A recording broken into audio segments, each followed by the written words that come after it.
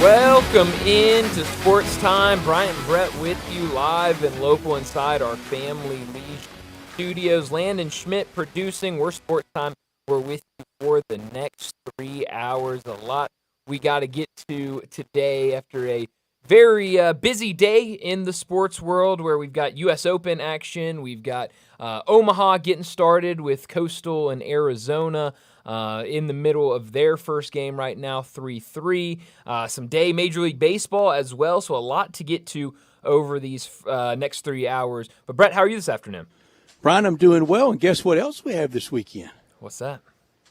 UFL Championship tomorrow night. Of course, yes. On your local ABC channel. That's the thing. I mean, today has been a really good sports day, but it gets better over the weekend, I guess. If the UFL is what you're into and you're going to watch the championship game, then I'll probably tune in a little bit, but I can't say I'll be watching wall-to-wall of the UFL tomorrow. Except for CFL, that will be the last football action that's predominantly or entirely in the United States until the Hall of Fame game.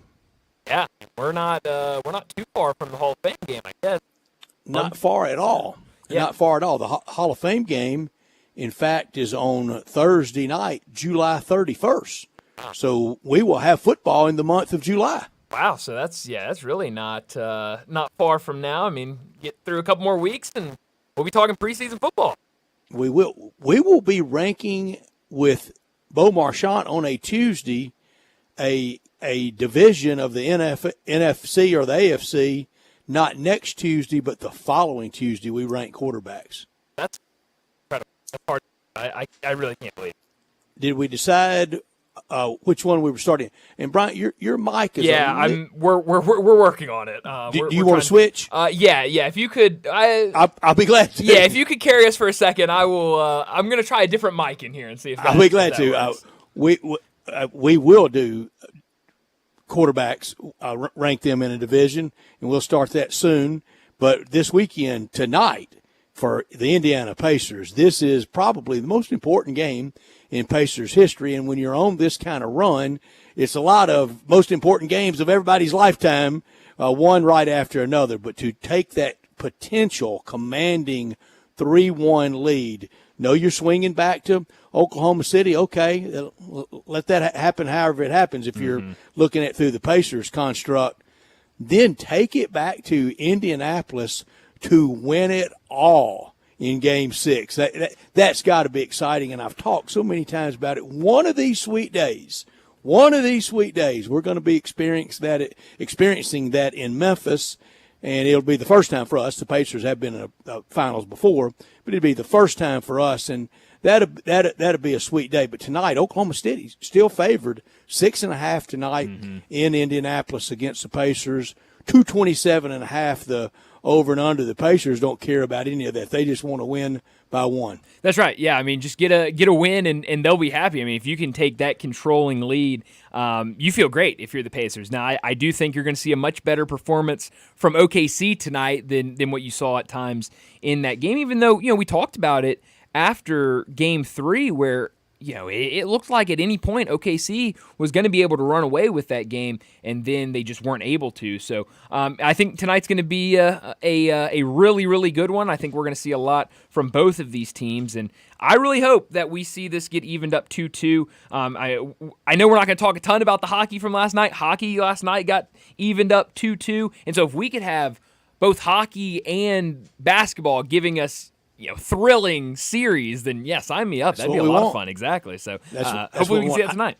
I know you were very busy, and at the last guest with Colin Cowherd right before us was Rick Bucher, the very distinguished NBA analyst and writer, and he was saying that he thinks Indiana and Rick Carlisle, they've got it figured out, and there's not enough time between that last game and this game for Mark Daynall in Oklahoma City to get it figured out. Yeah, I think that's a really good observation, because you're right. I mean, it's a quick turnaround where OKC has to find something and try to fix a lot of the issues that they had in that last game. And yeah, I don't know if they'll be able to. We talked about it with Keith Smith yesterday about some of those things that they changed going into the series that I think they thought would make things better for the series, but kind of they've struggled trying to make those adjustments, and you're seeing Indiana continue to play the way they've been playing this entire postseason, and they're getting the job done. So we'll see what happens tonight. One of our golf picks. Did John pick Sam? Brian. No, I picked Sam Burns. Oh yeah, no, I picked Sam Burns. I'm looking at the list now. Come on now, Sam Burns having a good day. I think he's done for the day. But he had a Sam great day. Burns had a great day, He did. and he's the leader in the clubhouse right now. There are only about 7 or 8 people under par, and only 2 or 3 are in the clubhouse. Yeah, I put that in my notes today. Yesterday, and you can correct me if I'm wrong because I don't remember the exact number. I think when we started the show yesterday and we were kind of talking about it, there were 21 guys under par, and it then was pinging and ponging around by the time, 18 to 22. Yeah, that's the thing. By the time we got done with that segment, it was already down to 18, and now you're seeing through most of today only 7 guys right now under par. That's some crazy stuff, and you're definitely seeing this course is starting to play like how everyone told us it was going to play before the tournament started. Victor Hovland won under his round completed, 68 today, and he's on that list. I think Sam Burns is on it, but more down the list with Patrick Cantlay, Victor Hovland, a couple others. I think Tyrrell Hatton probably would be on that list of best players to never win a major. Sure, yeah, and it'd be great if he could get it done this weekend. Certainly is in a nice spot right now. If he can, keep on doing what he's doing. But you're right, it feels like Victor Hovland. A lot of times we talk about him kind of being right there, being close to getting it done, and just hasn't been able to. So that'd be really fun. I'd be completely fine if he was a guy that won it this weekend. Hovland's Mr. Tee to Green. He's not a great putter.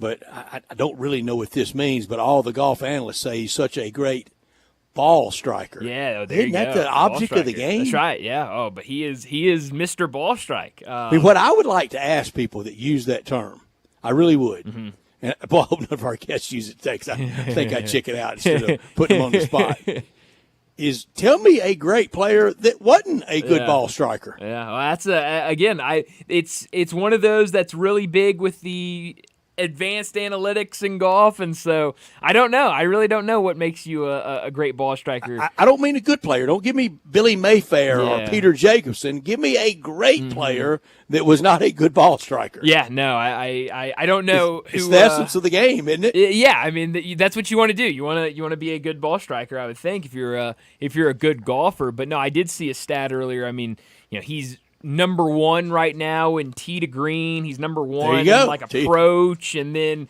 with putting, he has not been very good this weekend. But being great at everything else has helped him and has been able to get him into this spot. So yeah, he's in a really good spot right now. In a land far, far away, feels like a lifetime ago, there were some early on in Scotty Scheffler's career picking at him about being great tee to green. And we all said if he ever figures it out putting, he will be unbeatable. He figured it out. No, he did, and that's been a big thing. I've seen a lot of people just this week, talking about the evolution of his play on the green and how he is really improved in putting, has gotten a lot better. And so, yeah, I mean, he's a guy where he's not having a good weekend. Brett, I hate to say it, but neither of your guys are having a very good weekend right now. John Rahm was phenomenal yesterday, but both guys really tough day today. But certainly for Scotty, I mean, we were talking about it felt like take him over the field. If it was the rare, give me one golfer over the field for this weekend, and really, really has struggled these last 2 days. Oh, he got on the bogey train today. Yeah. They both will make the cut. Mm-hmm. And this leaderboard doesn't look that different than around the 36-hole mark a month ago at the PGA. Yeah, it's rather anonymous. It's a little better. It's a little better. It is a little better. I mean, you've got Griffin's won a couple times. Yeah, Griffin and Burns. Burns last weekend. Yeah, I mean, these are guys that I think at least casual people would go, I've heard of that name before. All right, so that leaderboard then was a month ago at around the 36-hole mark, the PGA Championship leaderboard looked like the first flight at the club championship. That's right. Yeah. This Yeah. looks like the championship flight at local club championship. That's right. Yeah. No, it's not great, but it's better. But it does not look like a U.S. Open leaderboard at 36 hole mark. No. And a lot can change. Scotty Scheffler will find something one of the 2 days. Oh, yeah. I think it's important to find it tomorrow, and that's the impetus to having another good day Sunday. If he just finds it Sunday, it'll be too little too late, a little bit like he was at Augusta.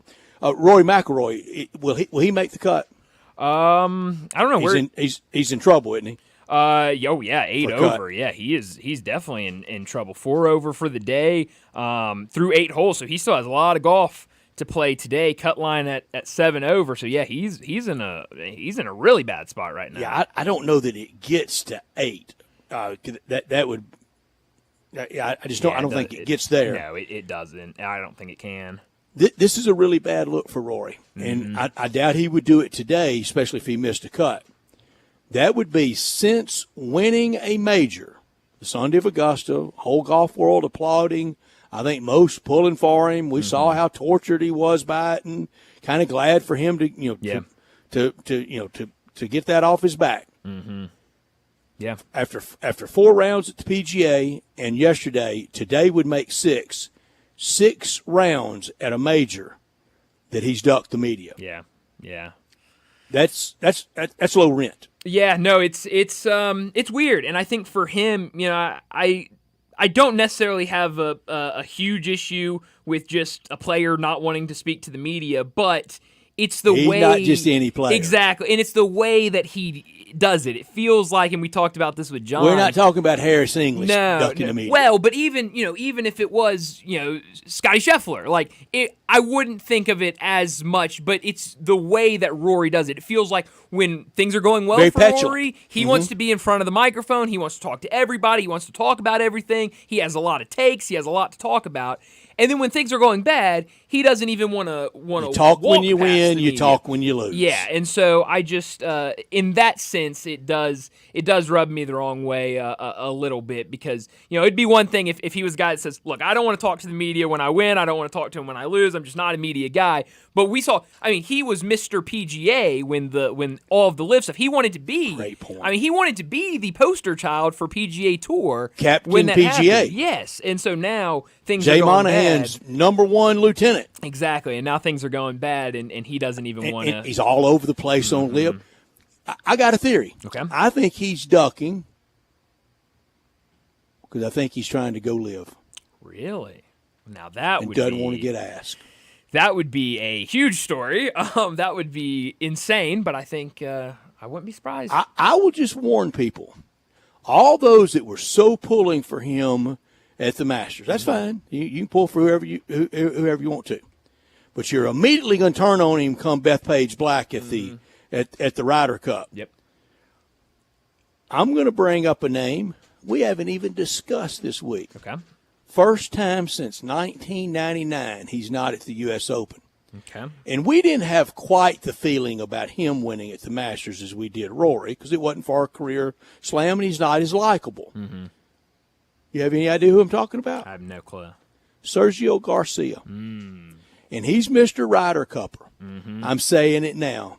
I want that crowd at Bethpage Black to be unmerciful on Sergio Garcia and Rory McIlroy. Yeah. And if they get a shot of him just in the crowd, Colin Montgomery for old time's sake. For old time's sake, just get them all in there. No, you're exactly right though. We put on our hats of our country when the Ryder Cup comes around. But I do like this. I've never. I had mine on at Augusta. That's why I was for Bryson DeChambeau. That's right. Yeah. Absolutely. I don't think anything wrong with it. I did not know this feature existed, but I just discovered it on the PGA app. If you click the worst line, app ever made. Yeah, it's not a great app now. But if you click on the cut line, it will tell you what the probable cut line will be at this time. So right now, 67% it's 6 over, 33% it's 7 over, 0% chance it's 8 over right now. So right. ESPN's cut line is +5. Interesting. I don't have probabilities for for 5 over. So I didn't know that. That's a neat little addition to the app. It might have been there all along, and I just never It needs knew a about lot it. of work. Well, the that PGA is app. true. It is not a great app. That is for sure. But we've got a busy show today, a lot to get to. So let me set it up before we get to top and not top story of the day. 3:30. Alan Bell from Driving the Line. He'll join us. We'll talk a lot of wagering with him. Plenty to get to this afternoon with Alan. We've got to talk about Major League Baseball, college baseball, as Omaha mentioned a couple minutes ago. 4-4 right now, Coastal and Arizona. So we'll get some picks from him for all the action. We'll also talk NBA Finals with him as well. We'll do that in our next segment. 3:45, we'll get back into the conversation about the U.S. Open, talk leaderboard, talk cut line, talk a lot of U.S. Open at 3:45. 4 o'clock, Bruce Marshall from Vegas Insider and CBS Sports. He'll join us. We'll talk more wagering with Bruce. A lot of the same things that we discussed with Alan, but we'll also get to some college football. I know last week he told us he was starting to put out some win totals for the college football season, so we'll ask him what are some totals he's looking at for the upcoming college football season. 4:30, Ty Richardson from ESPN Arkansas and Fort Smith. He'll join us. We'll talk about the Razorbacks in Omaha as they'll get started tomorrow night, a massive game against LSU. We'll talk a lot about that at 4:30. 4:45, we'll get to big number of the day. 5 o'clock, Dan Reardon from KMOX up in St. Louis. He'll join us. A lot of U.S. Open talk during that segment. 5:30, we'll get to what's trending, and at 5:45, we'll wrap up today's show like we always do with Crunch Time. Let me remind you, we're in our Family Leisure Studios where family and fun comes together. It's pool time, and Family Leisure is already booking pool installs for 2025. Buy now and get on the list for your pool installation. 2024 pools starting at $19.99 installed with liners starting at $299. And right now, all pool accessories are up to 20% off. 5 to 6 person hot tubs starting at $69.99 with swim spas, and cold plunge tubs now $2,000 off. Don't forget about the patio furniture. Select sets up to 50% off. And if you mention this ad, get free installation only at Family Leisure, 2120 Witten Road, just north of I-40. We are Sportstime, and we'll take you into the weekend. We'll be here until 6 o'clock. Landon Schmidt, our producer, Brett and Bryant with you, and we want you to join us at 901-360-8255. Text and talk at that number, 901-360-8255 at the Sissy's Log Cabin. Text and talk line. All our guests will join us on the Sissy's Log Cabin guest line at 901-360-8255. As Bryant said so well, even reading the read upside down from the other I gave it a go. Did a great job. Thank you. Great job, Bryant. We're always live and local from our Family Leisure Studios. We appreciate Billy and the team out there. Go out there and shop for Dad this weekend. Shop for your family for outside in the summertime or in the wintertime, always at Family Leisure. This hour brought to you every day by Lexus of Memphis at 2600 Ridgeway and online at lexusofmemphis.com. Great offers on all 2025 models and always special leasing options. Driving luxury and confidence knowing that every new Lexus comes with complimentary first and second maintenance services. Call them at 901-334-9673, but they invite you to stop by the only Lexus dealership in Memphis at 2600 Ridgeway and put yourself in the driver's seat of the all-new 2025 flagship LS500. You'll be driving in style. When you purchase a Lexus, you get top-of-the-line engineering and design, and that makes for the safe luxury driving experience. Online at lexusofmemphis.com. Experience amazing at Lexus of Memphis. Top story of the day. Well, my top story of the day, it's got to be Game 4 of the NBA Finals. Later tonight on ABC, we know what has happened in the first 3 games of this series, in the Pacers, the team that everyone said, no chance, they have no shot. We talked about it before the series started. ESPN. Gentleman's sweep. Gentleman's sweep, that's right. It was the most bet on was the 5-game series. We talked about it before. ESPN, their 15 basketball analysts put their picks in. Only one of the 15 picked the Pacers, not to target ESPN, but I think that was a reflection of how everybody was going into the series, and now Indiana up 2-1. There's a path out there for different guys. Oh, Not just be goofy guy, but different works. Oh, yeah, and this Pacers team has shown that they are a really, really impressive team to watch. They're a really good team.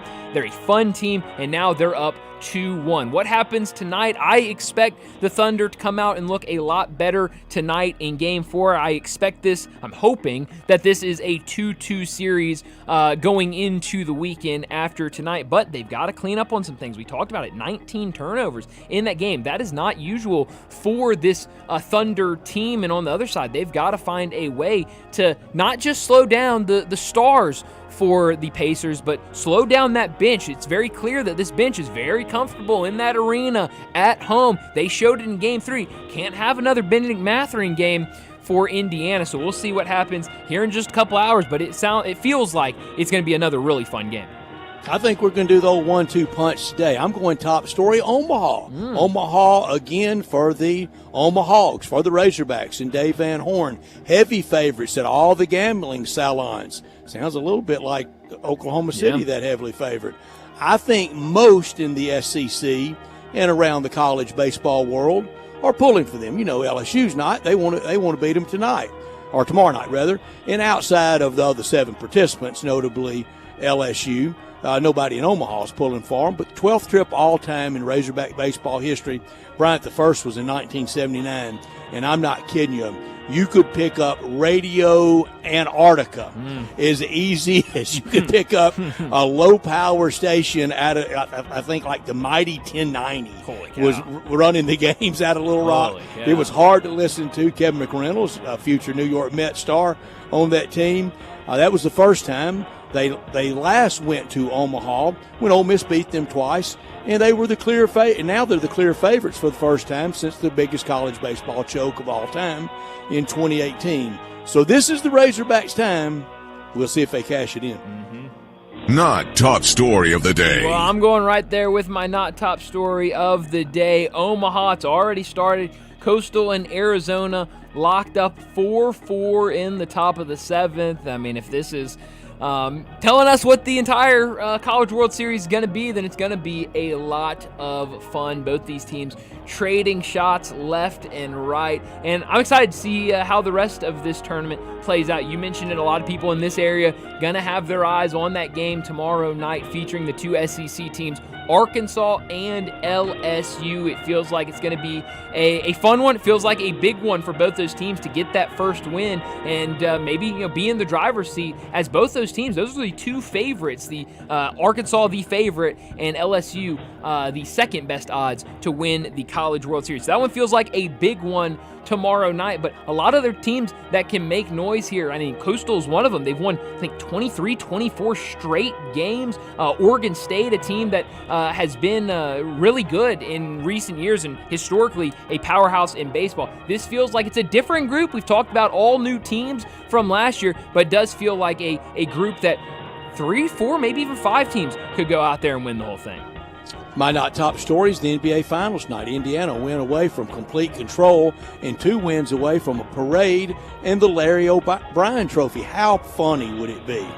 How poignant would it be if they had the gentleman's sweep 4-1 over Oklahoma City when everybody thought it would go the other way? The Colts once had a parade with number 18 Peyton Manning, and now the Pacers are 1 win away or 2 wins away from them having a parade. Tyrese Halliburton then would have had as many parades as a champion through the streets of Indianapolis that Peyton Manning ever got. Just one. Yeah. That's hard to believe. One in Indianapolis, one in Denver. Yeah, no, that is very hard to believe, but we'll see. It is hard to believe Peyton just got one with those Colts teams. That's a little like Jerry West just getting one with the Lakers. No, absolutely. But we'll see what they can do later tonight. That'll do it for top and not top story of the day. Let's go ahead and get to our first break. And when we return, we're going to talk some wagering. Alan Bell, he joins us next. Be sure to follow us at Sports56 WHBQ on Twitter, Facebook, Instagram, and YouTube to watch live video of our shows. Stay up to date with station events and have chances to win prizes. Don't miss out on anything that's going on. Follow us at Sports56 WHBQ. Everything today is technologically based. Well, except maybe you. If you're struggling with tech, no matter what kind, call Tech for You. Tech for You for TVs, home theaters, cameras, smart locks, digital storage, and more. Tech for You makes it simple and affordable. 697-9695. Make your home safe, comfortable, and up to date with Tech for You.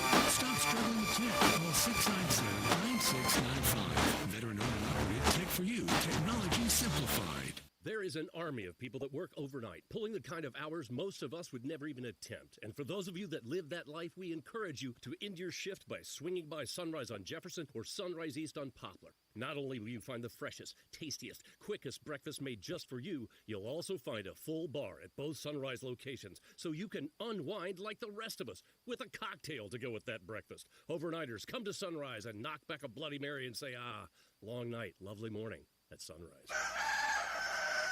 It's summer.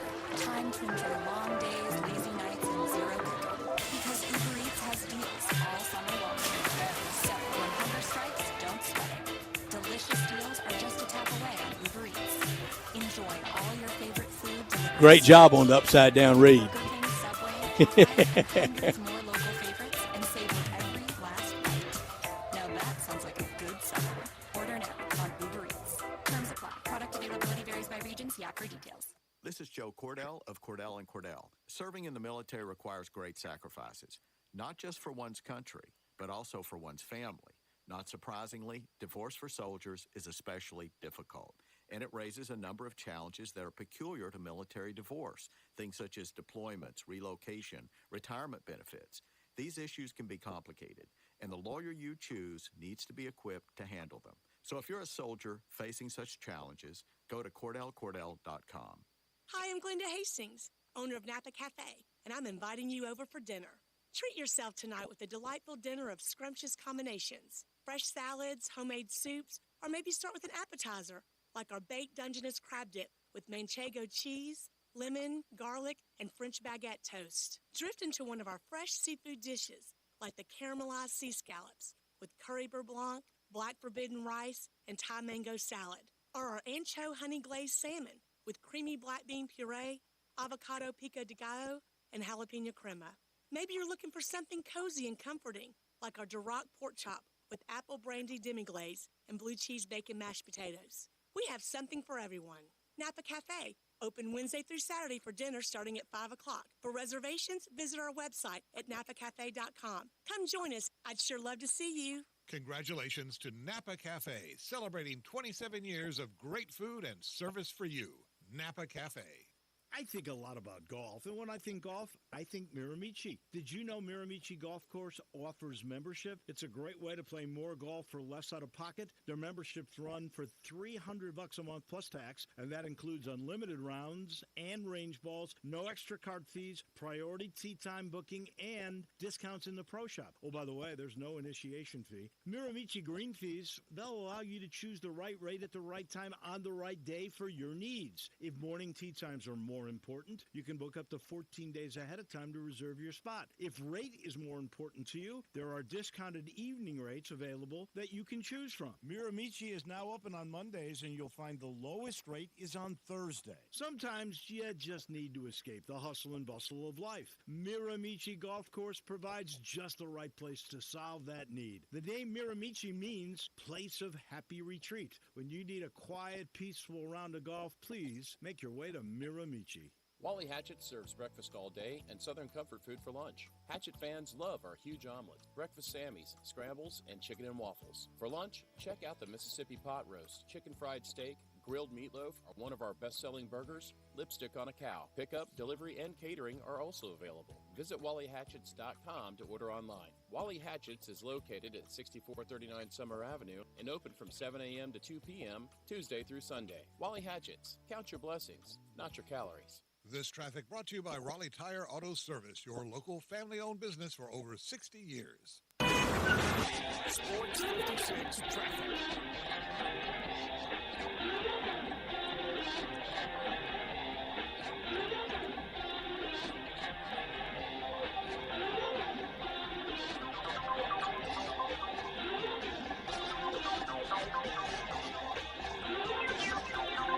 Good afternoon. MPD on the scene of a couple of wrecks out here in the last few minutes, trying to build I-40 at Warford, Hollywood, all the way over to White Station. A few rain showers out here in certain areas as you travel down I-40, mostly out towards Fayette County. As you head on up towards Jackson, Tennessee, you may run into some showers. Hey, Weimer's Jewelry is your diamond engagement ring headquarters. Go by and see David this weekend at Weimer's Jewelry on Highway 64. I'm Commander Chuck with your on-time traffic. Now, back to Sports Time on Sports 56. This hour is brought to you by Lexus Service. Here are your hosts, Brent Star Sportswood and Brian Gates. Welcome back into Sports Time. Bryant and Brett with you live and local inside our Family Leisure studios. And we got to talk some wagering. Alan Bell from Driving the Line. He joins us now. Alan, thanks so much for joining us. A lot to get to. Got to talk baseball, both college and Major League. But before we do any of that, I do want to get to the NBA Finals Game 4 tonight. Before we get to any picks or anything tonight, what have you made of this series? Indiana up 2-1. They steal the game in Game 3 at home. They steal Game 1 on the road. Game 3 is underdogs, playing really well. What have you made of the series so far? Well, first off, I appreciate you guys having me back. And, second, that's why we play the game, fellas. Mm-hmm. That's what I love about it, man. That's why we play the game coming into it. No one's giving Indiana a shot. Now look at it. 2-1, got to play Game 4 at home. I mean, we're at basically must-win territory now for the Thunder, which is crazy to say that we're only going into Game 4. Yeah. And they're heavily favored tonight. And I saw the Thunder here this year, and I thought they were really good. But, Brian, you'll remember there were times that I thought a little more experience, so a few more laps around the track before we got too heavy into dynasty talk now. And to be candid, to be fair, to be honest with the audience knows this, then I switched and thought they were super team, and they were this was going to be the first of 5 or 6. So, Alan, I've been all over the place. I'll eventually get it right about the Thunder, but they need to win tonight. Buddy, they do need to win tonight. And let me say this. Don't feel bad about doing that because even the books have been this way. Everyone's been this way with this series, man. It's been a while, right? But well, that makes me feel better because if Vegas can be that neurotic and bumblebee and fly flower to flower, then I sure can be. Flower to flower. Dude, yeah, I mean, it's a great line. Yeah, I mean, it's been brutal. Look at it. I mean, not only that, but then you look at it from like a player point prop perspective.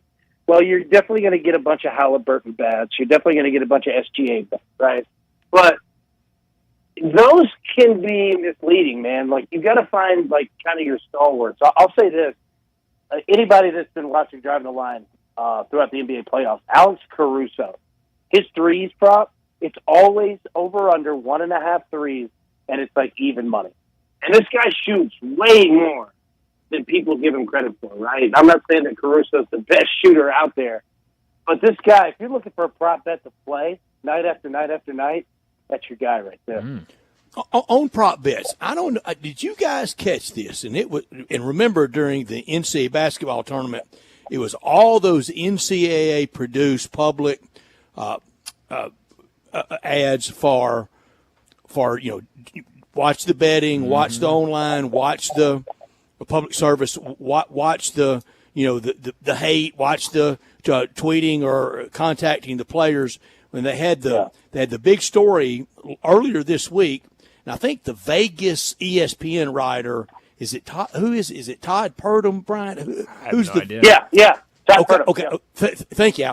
He wrote a story about how less it was this year, and that they think some of those public service ads may have factored in. I don't think those ads had one thing to do with it. I'm hoping people aren't paying much attention to it, and it's not being done naturally. But if it did help, fine. The prop bets on college, prop bets anywhere, they're not going away. Yes, I think you're a gigantic loser if you tweet at or somehow social media go at a ball player. In fact, unless you really know them, I think you're pretty much a loser if you tweet anything to them if you don't know them. Yeah, and just firing off tweets like, "Come on, Caruso, you could have hit that three." He doesn't know you. I mean, I love when people tweet at me that I know I don't know. Yeah. Well, that's why I laugh. Like, you talk about like big name like sports stars, and back in the day where games fixed and all this stuff, and I hear people ask about it now. It's like, dude, no. Well, let me say, I don't know if there's any Tim Donahue's out there, but it's like some of these NBA players, they make $130 million every 2 years. Like, they ain't worried about $5,000 on a bet. You know what I mean? Right. Like, them checks are coming. But, I think that what we saw in the NBA playoffs, like, we saw a really exciting start, but then we saw already we had a lack of kind of that big name, either heel or baby face, to go wrestling terms, right? Like, there wasn't a big team that everybody hated, and there wasn't a big team that everybody loved. You know what I mean? Like, even now, look at it. You've got Oklahoma City and Indiana. And when we talk about, like, markets and TV markets and radio markets, it's a real thing. You know what I mean? When you have, kind of some of the smaller tiered cities, and I don't mean that disrespectfully, but that's why. If you had a New York, Los Angeles or something, man, it'd be through the roof. Mm-hmm. Alan, I said this earlier, and I know it will hit. It'll hit with you, since in the Tennessee Volunteer Program so well. If Tyrese Halliburton is in a victory parade in Indianapolis, sometimes late next week or in 2 weeks, he will have been in as many championship parades through the streets of Indy as Peyton did. One. Wow, you're right. You're right. It's stunning. He just won one there. Yeah, I know. And that ending, and then, they thought they had Andrew Luck, and then that didn't turn out. I mean, if you're afraid, I'll say this. You notice Peyton Manning doesn't rep Indy all that much. He's always talking Denver. He sure doesn't. He's always talking Denver. Peyton Manning is still not happy about how that Indianapolis situation went down. No. Not happy. No. Not at all. And he ran hot about it. Now, to his credit, and you knew he would, sincerely around the death of Jim Irsay, he said and did all the right things. Oh, of course. And it's interesting. I wanted to see how, kind of the memorial went from, like, former players, right? And I knew that Colts players, that they really did enjoy Jim Irsay. I didn't realize it was that much. I mean, you had guys literally in tears, legitimately. He Randy bonded Wayne, with his guys. Yeah, and that's what I got from it, man. Like, they all said kind of the same story. They were like, dude, he was a fun-loving guy. He wasn't all, in your face about all the football stuff. He'd handle the business part, but he loved his players. You know what I mean? So, yeah, it was cool to see him get out of it like that. Well, the second generation got it right, because I don't think there was a single player that missed his dad. I don't think there were many fans either. No, definitely not. So for tonight's game, game 4, OKC a 6-point favorite on the road. The total at 227.5. What do you like tonight?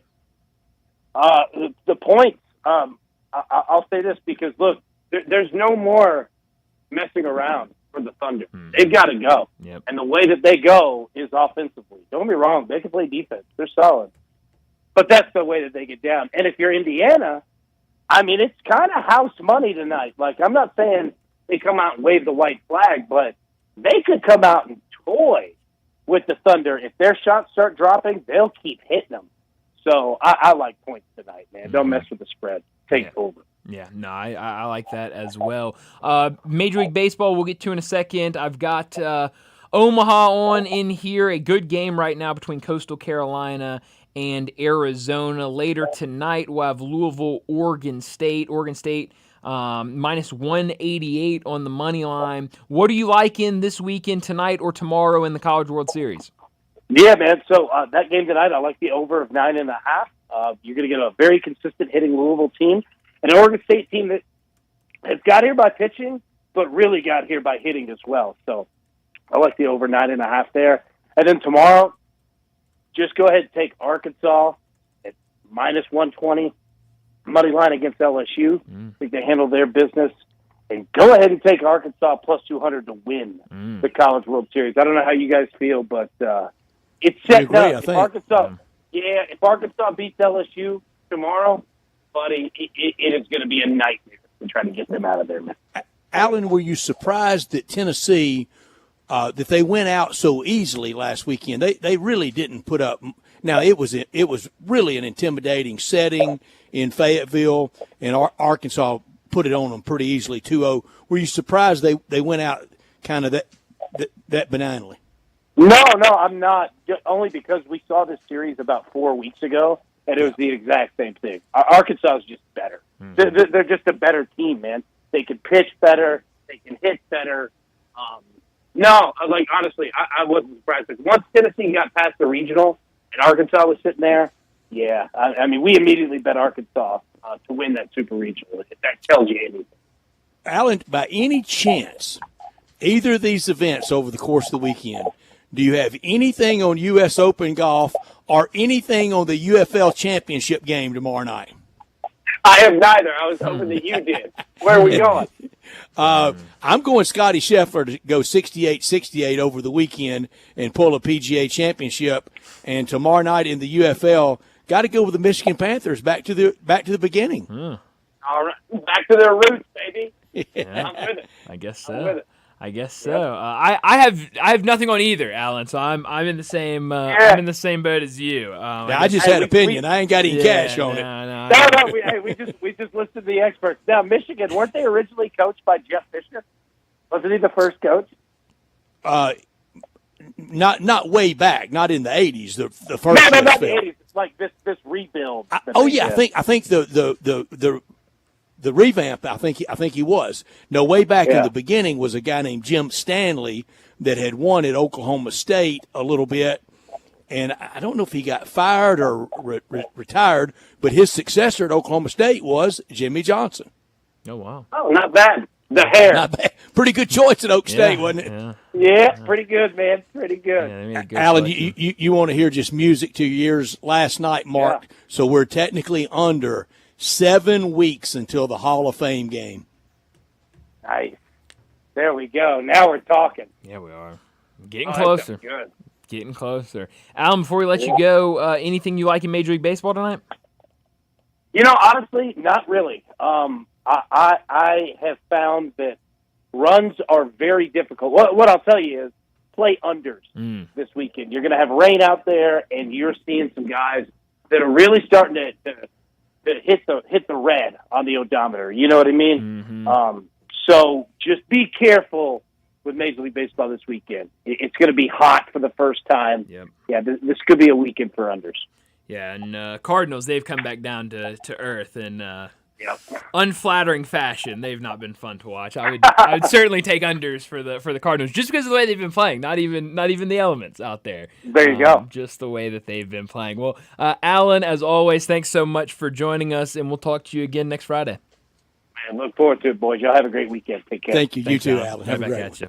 Alan Bell joining us every single week from Driving the Line to talk wagering, give us some picks, talk some ball. Always a lot of fun with Alan. And yeah, he's right. I mean, if we take the first game today to mean anything about what tonight or the rest of the weekend in Major League Baseball means, 1-1 going or in the bottom of the 8th between the Pirates and the Cubs right now. So certainly a low-scoring affair. That was a good point. This really is the first weekend with broad, at a lot of places, hot weather, but still cloudy and rainy in the Northeast. Yeah, no, a lot of rain out there. Rain right now in Chicago, matter of fact, and that's been a big issue in this game. So yeah, definitely something to keep an eye on going into the weekend with Major League Baseball. And it looks like a lot of these totals are reflective of that. I'm seeing a ton of 8s, 8.5, 7.5, 7s even later in the night. So it looks like Vegas, of course, they know what they're doing. They know the lines that they're putting out there. Yeah, they keep score. Yeah, no, they keep an eye on that weather and on the forecast and all the elements. But always love catching up with Alan Bell. Let's go ahead and get to another break. When we return, we'll talk more U.S. Open. We'll talk a little bit about what we've seen today and the cut line, what it's projected at right now. We'll talk about that next on Sports Time. We are real sports talk. Sports 56 WHBQ. Available on your radio dial at 560 AM and 98.5 FM, as well as around the world online at at sports56whbq.com. Take us with you everywhere by downloading the Sports 56 app. And all say, Alexa.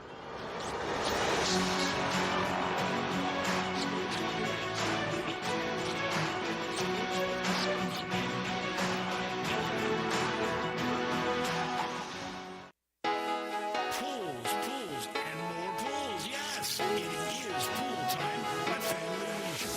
Family Leisure is already booking pool installs, so you need to buy now and get on that list. 24-foot pools start at $19.99 install. Liners are starting at $2.99.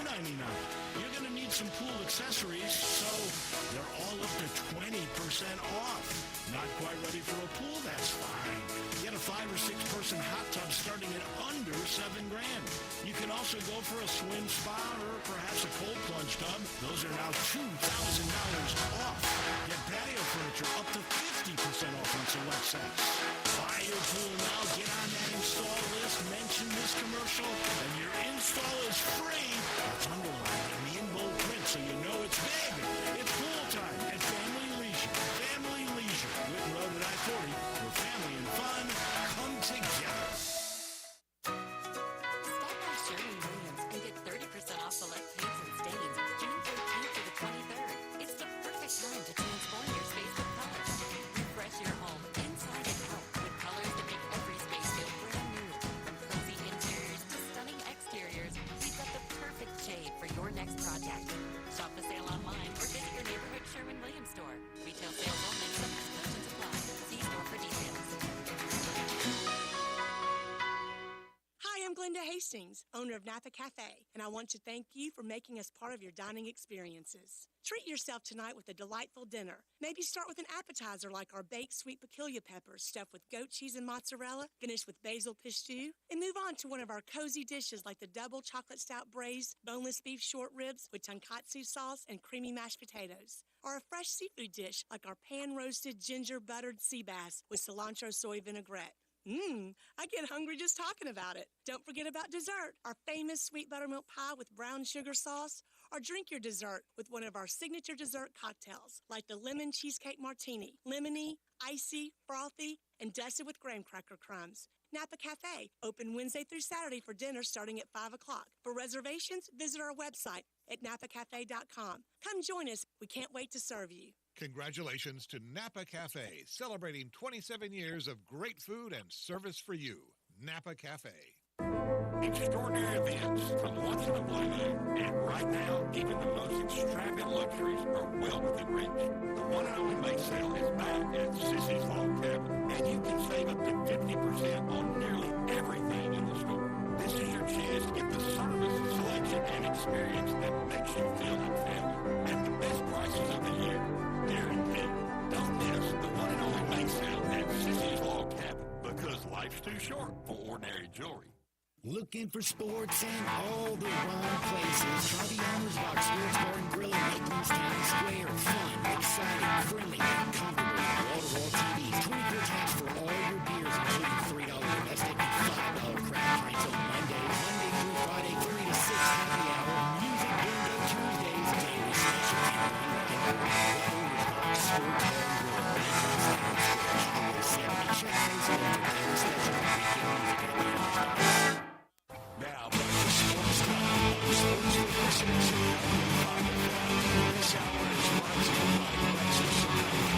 Here are your hosts, Let's Talk Sports with Brian Davis.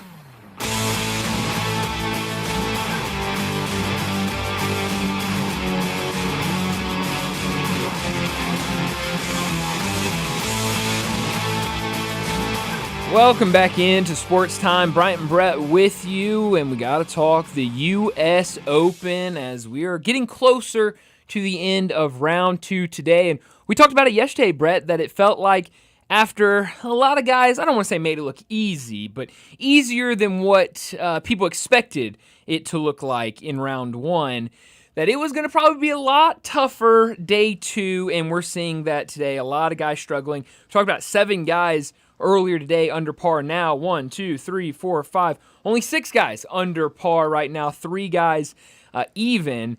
So, it has definitely been a lot tougher. You're seeing some of the guys that had success yesterday. We talked about Brooks Koepka yesterday having success. John Rahm having a little bit of success yesterday as well. Those guys really struggling today and really having some bad scores out there. So this golf course is starting to play like a lot of people said it would. And we knew it would, and I think it gets uglier. I think by this time tomorrow, after 54 holes, that +1, +2 will be looking really sporty. Yeah, no, it definitely could. And, tomorrow is going to be a big day for everybody. But survival. Yeah, I mean, it's for a lot of these guys on the leaderboard that, high on the leaderboard, it's going to be just hold on. What can you do to just try to stay afloat? And, we'll see what, some of these guys, I mean, J.J. Spawn still having a nice round as he is even for the day. I mean, based on all the scores I've seen today, if you can go even on the day, that's a heck of a score. I mean, you are definitely happy with that. And I was seeing some quotes from some of the guys from yesterday that were coming off and saying, even on the day yesterday, a couple guys were 2 or 3 over for the day, and they're going, I'm fine with that score. After what I expected it was going to look like, I'm fine with a score like that. So yeah, it could definitely play a lot tougher into the weekend. We continue to have dueling cut lines. PGA app says projected cut line +7. Yeah. That would bring in it's 60 in ties, so that would bring in 88 players.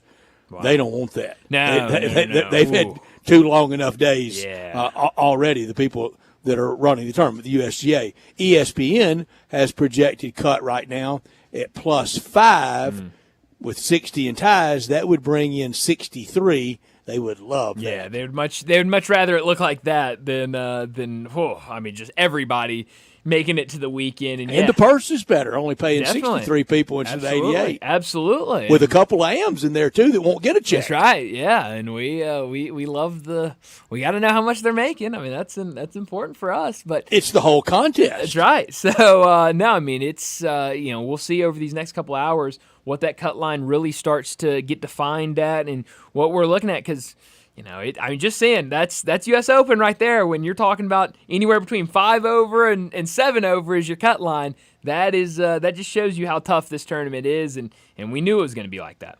It is, and in defense of them, and really opposite of some of the things I've said this week, it is just one time a year that it's like this. There are a couple other spots.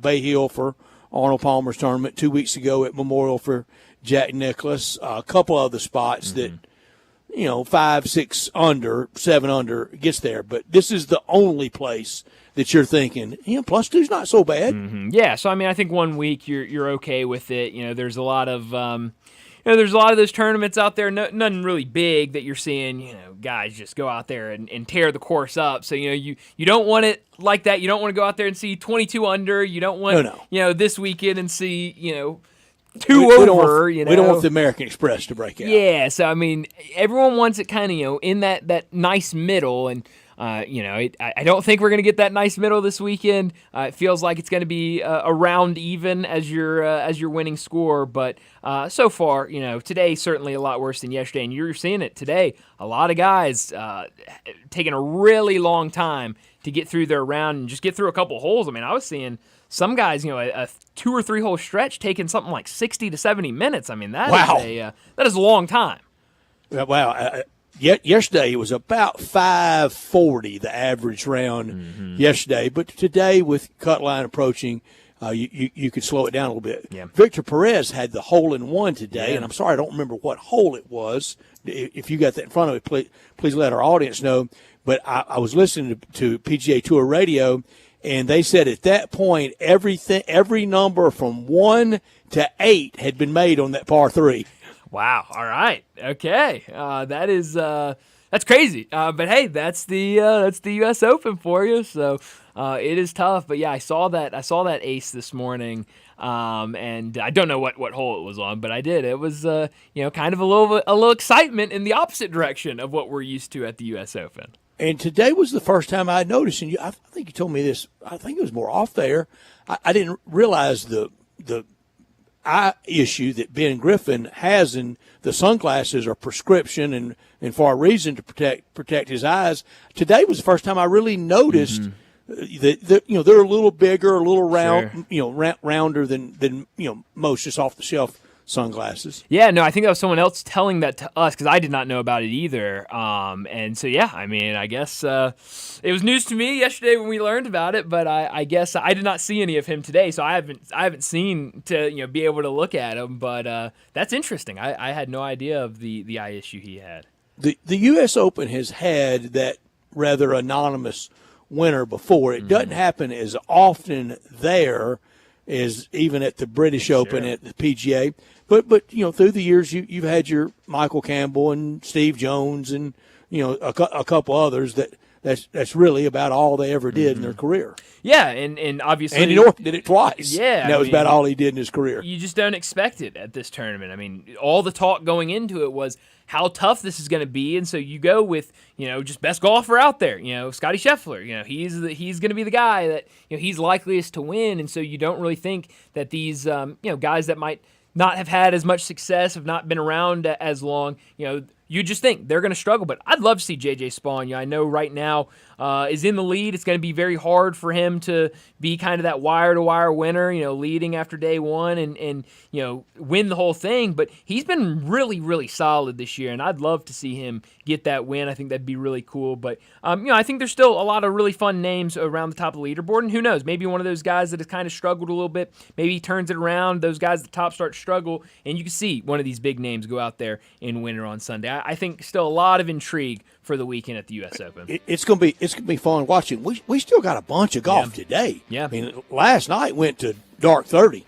Yeah, no, it's from sun up to sundown at the U.S. Open, that's for sure. So we'll definitely keep an eye on it. We're going to talk a lot more about it later in the show. Dan Reardon from KMOX is going to join us. We'll talk a ton of U.S. Open then, but we got to wrap up this first hour and get to another break. And when we return, talking more wagering, Bruce Marshall from Vegas Insider in CBS Sports. He joins us next.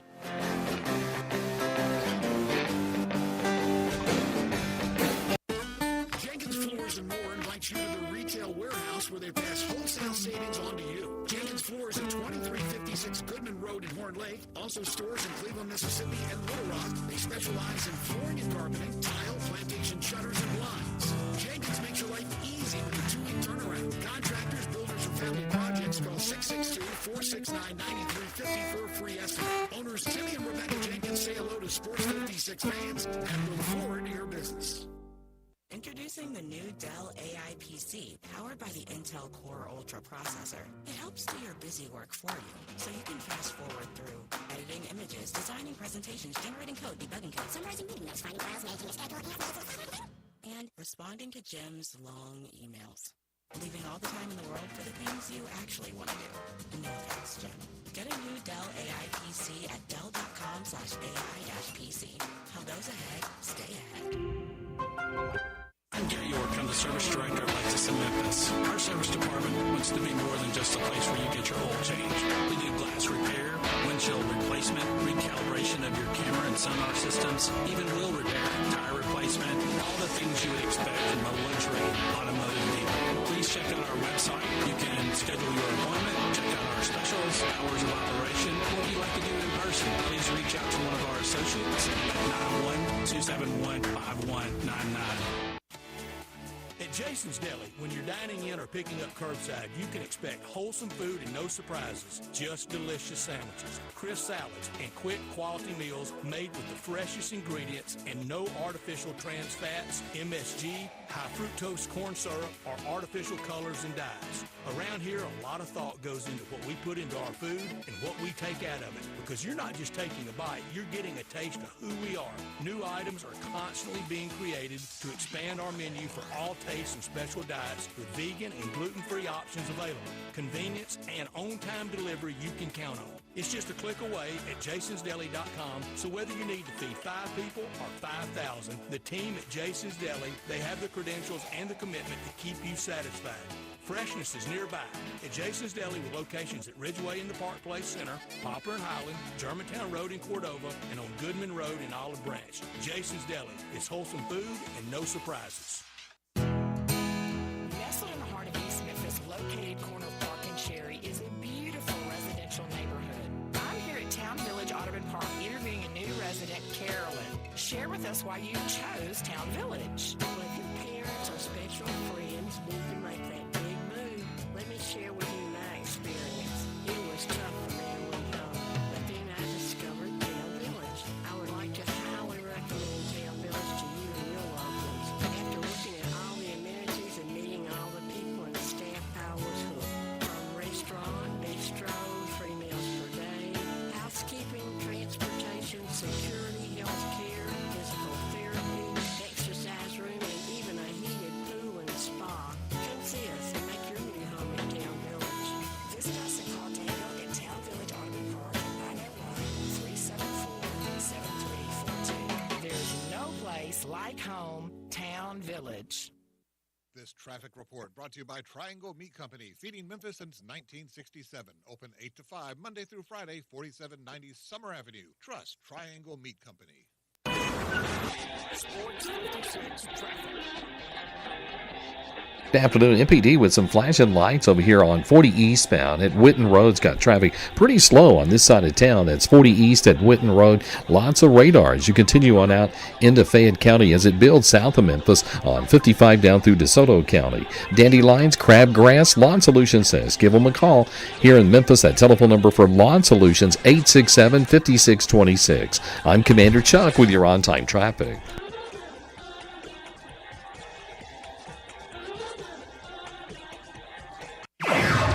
Sports 56, WHBQ Memphis, and W253DF Memphis with John Martin. Weekdays from 11 to 1. Joining the guys every Friday is college football historian and Vegas legend, Bruce Marshall from Vegas Insiders. CBS Sports and his own website at sports.net with over 30 years on Memphis radio. Sportstime, here's Bruce Marshall with Brian and Bruce Marshall joins us now from Vegas Insider and CBS Sports. Talk some wagering. Bruce, thanks so much for joining us. A lot to get to with you, but I do want to start with the NBA Finals. Game 4 later tonight in Indiana with the Pacers up 2-1. They stole Game 1 on the road, got the win as an underdog in Game 3 at home. Now Game 4 tonight. What have you made of this series so far through 3 games? Brian, the same thing that we've been talking about the last few weeks throughout the playoffs here. I think the odds makers and general public have collectively underestimated Indiana and underrated them from the off here in the playoffs. And they have been handicapped and priced like, a 4th seed in the East. Record good, not great. Not that great, but neglecting to drill a little deeper and realizing that this team was sub 500, the first couple months of the season. And those losses in November and at the end of October, November, and through most of December don't mean a lot now. We're 6 months on from them. And since New Year's, this team has the best record in the East, second best record in the NBA. Oak City's got the first. But they're still being handicapped like they're an outsider here. And they keep winning. They've won 6 games on the road in the playoffs. They romped through the East. Took out Cleveland, top seed, handled Giannis in Milwaukee. They took out the Knicks in a tough series. They have proven they belong here. And again, we see them being undervalued here tonight. In fact, this price is a little higher than Game 3. Now, part of it is the NBA, the playoff zigzag has worked pretty well. Team loses one game, comes back to cover the next one. It's worked the first 2 games, in Games 2 and 3 in this series. It's about, plus 21 games, I think, overall this postseason. But conflicting trend the other way, Oak City has yet to cover a point spread on the road in the playoffs. They're 0-8. They do have a couple of wins, including those ones at Memphis, but they've all been close. And, by the way, those 2 games with the Grizzlies, Oak City could have lost both those games. It was not the same Oak City we saw at home when they routed the Grizzlies and, most of the postseason. they've been able to do that at home, though they do have a couple home losses too. Bottom line is they have over-adjusted this line too much for the zigzag that I don't think is as meaningful as the Oak City's problems on the road in the playoffs, and overlooking all of the things which we can talk about more in a second, why I think Indiana has got a real shot, not just to win again tonight, but to win this series. And if they win tonight, they are in great shape. They've just got to hold serve at home. They could win this thing in 6, and that's what I think is going to happen. Wow. And Bruce, you were saying this before the series started.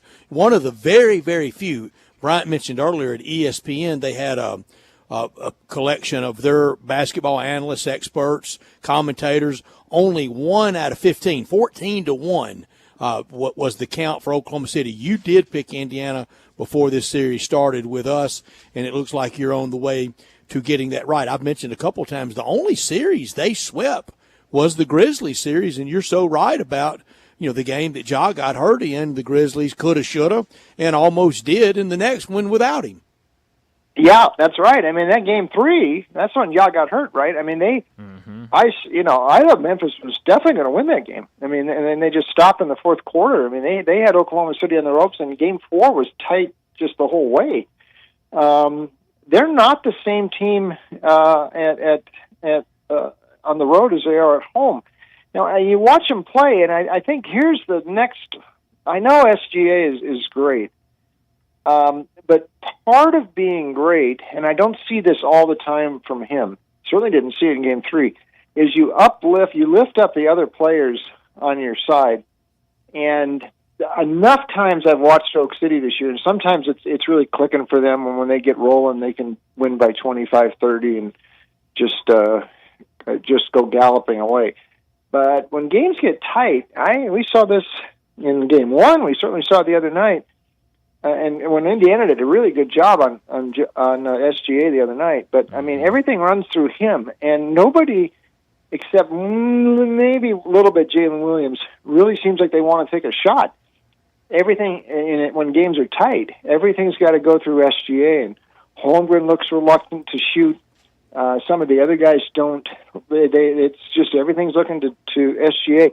That ain't what's going on with Indiana. They got all these different guys. I know Halliburton's made the big shots, but so have a bunch of other guys. And you could look at Nembhard. You could look at Siakam for sure. You could look at Miles Turner. Neesmith ended up effectively winning them a game in the Knicks series. Thomas Bryant ended up off the bench winning them a game. McConnell keeps doing things. Obi off the bench. There's a bunch of different guys.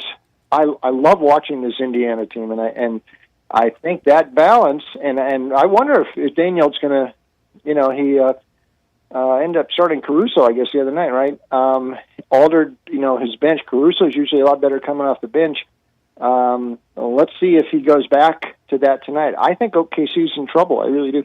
I think a coaching masterpiece by Rick Carlisle, and we've had NBA Finals upsets. We don't have many because that 7 games really sorts it out for the stronger, better team to end up winning, and Oklahoma still could. But this coaching job by Rick Carlisle reminds me a little reminiscent of Larry Brown guiding the Pistons over the Lakers, and back to the 70s when Al Attles and Golden State swept Dick Motta and the Bullets.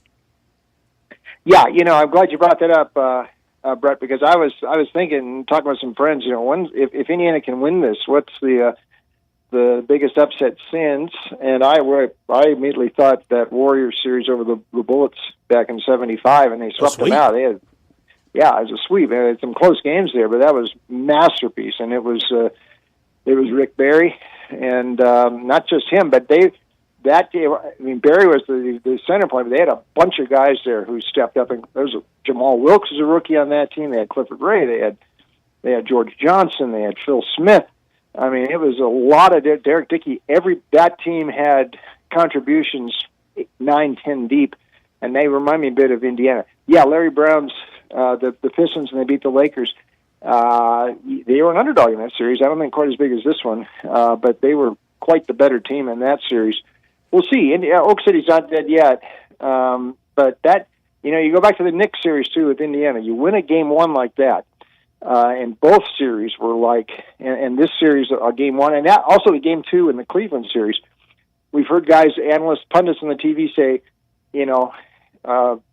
for the Knicks and also for Oak City, when you blow a game like that, it's like you got to beat the other team 5 times, and that's asking a lot. And I'm not sure Oak City is going to be able to recover from that game one. We'll find out a lot more tonight. Yeah, we definitely will. And speaking of tonight, you mentioned the odds a little bit, but right now OKC a 6-point favorite. The total at 227.5. We've seen both these defenses play really well, especially in that last game, Game 3. Defenses were really, really fun to watch. What do you like tonight? Spread, total, anything tonight? Well, spread for sure, Indiana, and I'd even think about the money line with Indiana, but I think we just stick with 6. You can find 6.5, that's better. Yeah. I'm going to lean to the over a little bit. I mean, only one game has gotten over of the 3, and that one barely did in Game 2. It was certainly trending that way in Game 3. I mean, that game was at 124 at halftime, so it was pacing well to go over. And then it really slowed down the second half, and then Oak City couldn't make anything happen in the fourth quarter, only scored 18 points. I still think these two are more likely to go over than under. But first call tonight would be in Indiana for me, and then over be secondary. Bruce, let me correct myself. It was not Dick Motta. That was Casey Jones. Dick Motta came along a little bit later. Did he lose to Seattle and then beat Seattle? Yeah, Dick Motta was there. Yeah, he was there with the Bullets later in the 70s. Right, Casey Jones. Yeah, so when Motta won it in 78 and then lost to Seattle in 79 when Lenny Wilkins was there. So, yeah, that's right. It was Casey. And I don't know if you remember, in the Game 4. The brawl. Yes, Mike Reardon took a very cheap shot. Go look at it on YouTube on Barry. Literally, I mean, I clotheslined him. Sure and did. Adles charged the court, wanted to fight Reardon. They threw Adles out of the game, and so Joe Roberts, his assistant, actually was coaching the team the rest of the way in Game 4, which they ended up winning by a point. Butch Beard, there's another guy from that. So many different guys from that Warriors team who stepped up, and that's what Indiana's reminding me of this year. In a fight, I take Al Adles over Mike Reardon every time. That's right. You know, Reardon I think Reardon has passed, but he had a restaurant in Annapolis right there by the water, which I heard he frequented sometimes. I went in there a few times. I never saw him, but I was always going to ask him if I ever saw him about that. Maybe it would have been a good idea, but I was going to ask him if I saw him. That's great. Bruce Marshall joins us every single Friday, talk some wagering from Vegas Insider and CBS Sports. Bruce, last week when you were getting out with us, you mentioned that you had started looking at some season win totals in college football. You'd started putting a few of those out. What are some of those that you're looking at early, and how hard I remember talking about this last offseason, but with the transfer portal, with everything going on, how is it more difficult now trying to get a hold on these teams this early? Maybe, but it's never really been easy. It's just a different set of challenges here this year. I'm posting these up. I'm not sure. Normal, it's at the CBS Sportstime on their Discord site, and that's where I'm putting up all these things. Nobody else seems to be putting up overs and unders except me on season wins. I just did a Florida State one, by the way. They had Florida State's at 7.5.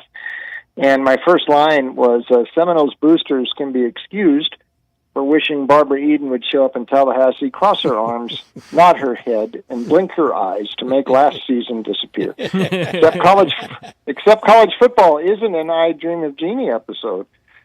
And last season's 2-10 FSU mark was just as real as the 13-1 mark of the campaign before. So anyway, that's the sort of stuff I put. I put them under, although I made a lukewarm recommendation because they got that price very prohibitively around minus 200. So there's not a lot of value in that. So that's more of a caution not to go over. I just wrote one up on West Virginia. Rich Rod is there, by the way.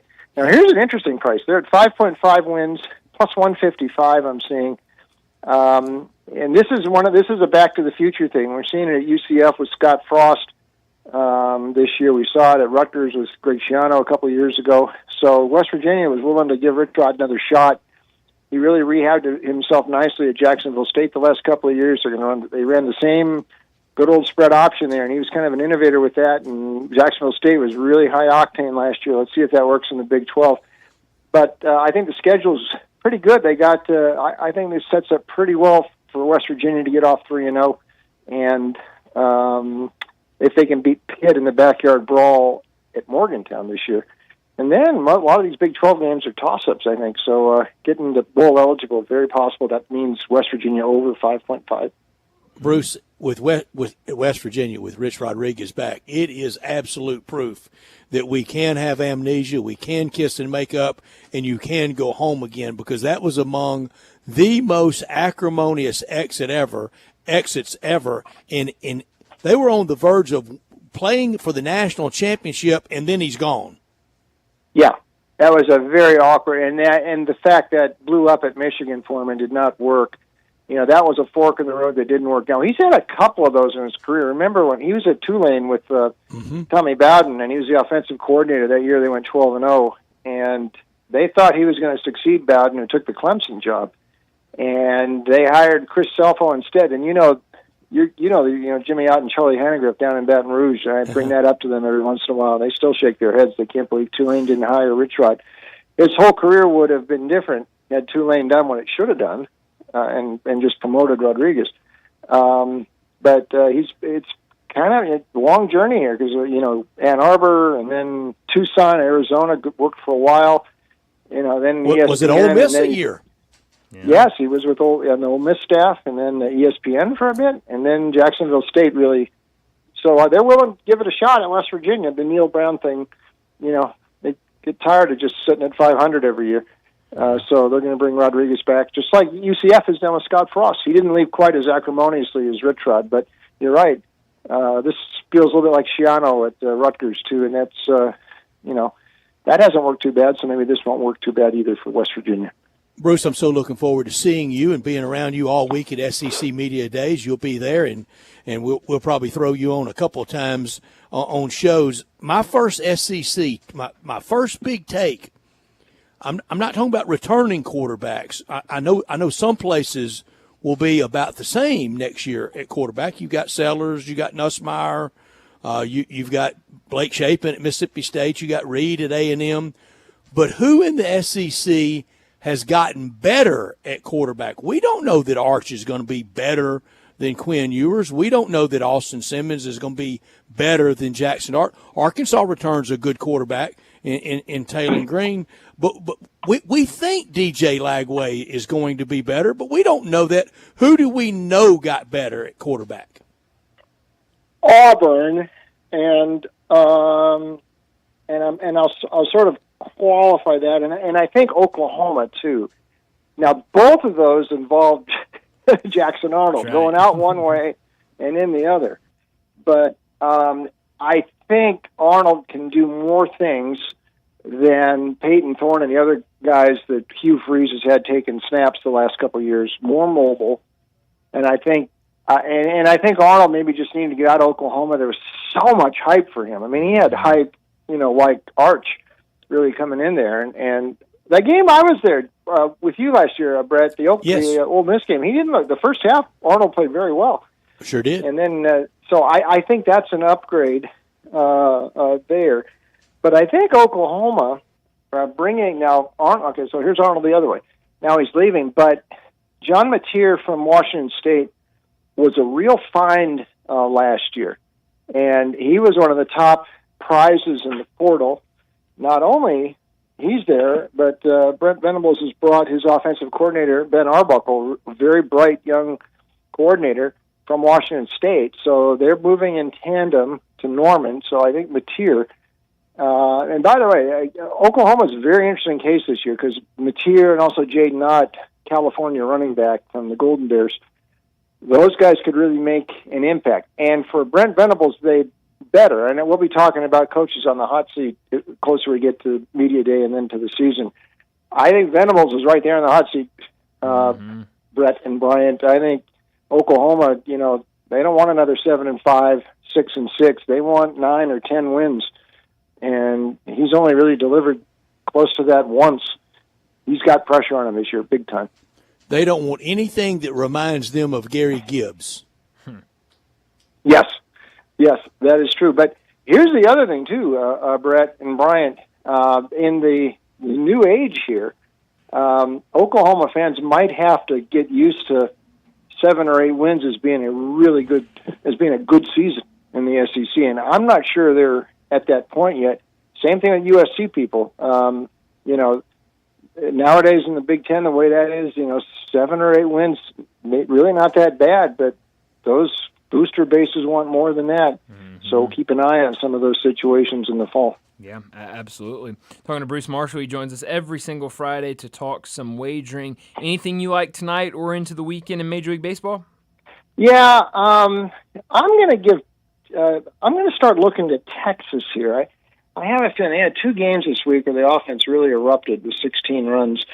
Yesterday, one of those up in Minnesota, and that was 6 homers they had yesterday.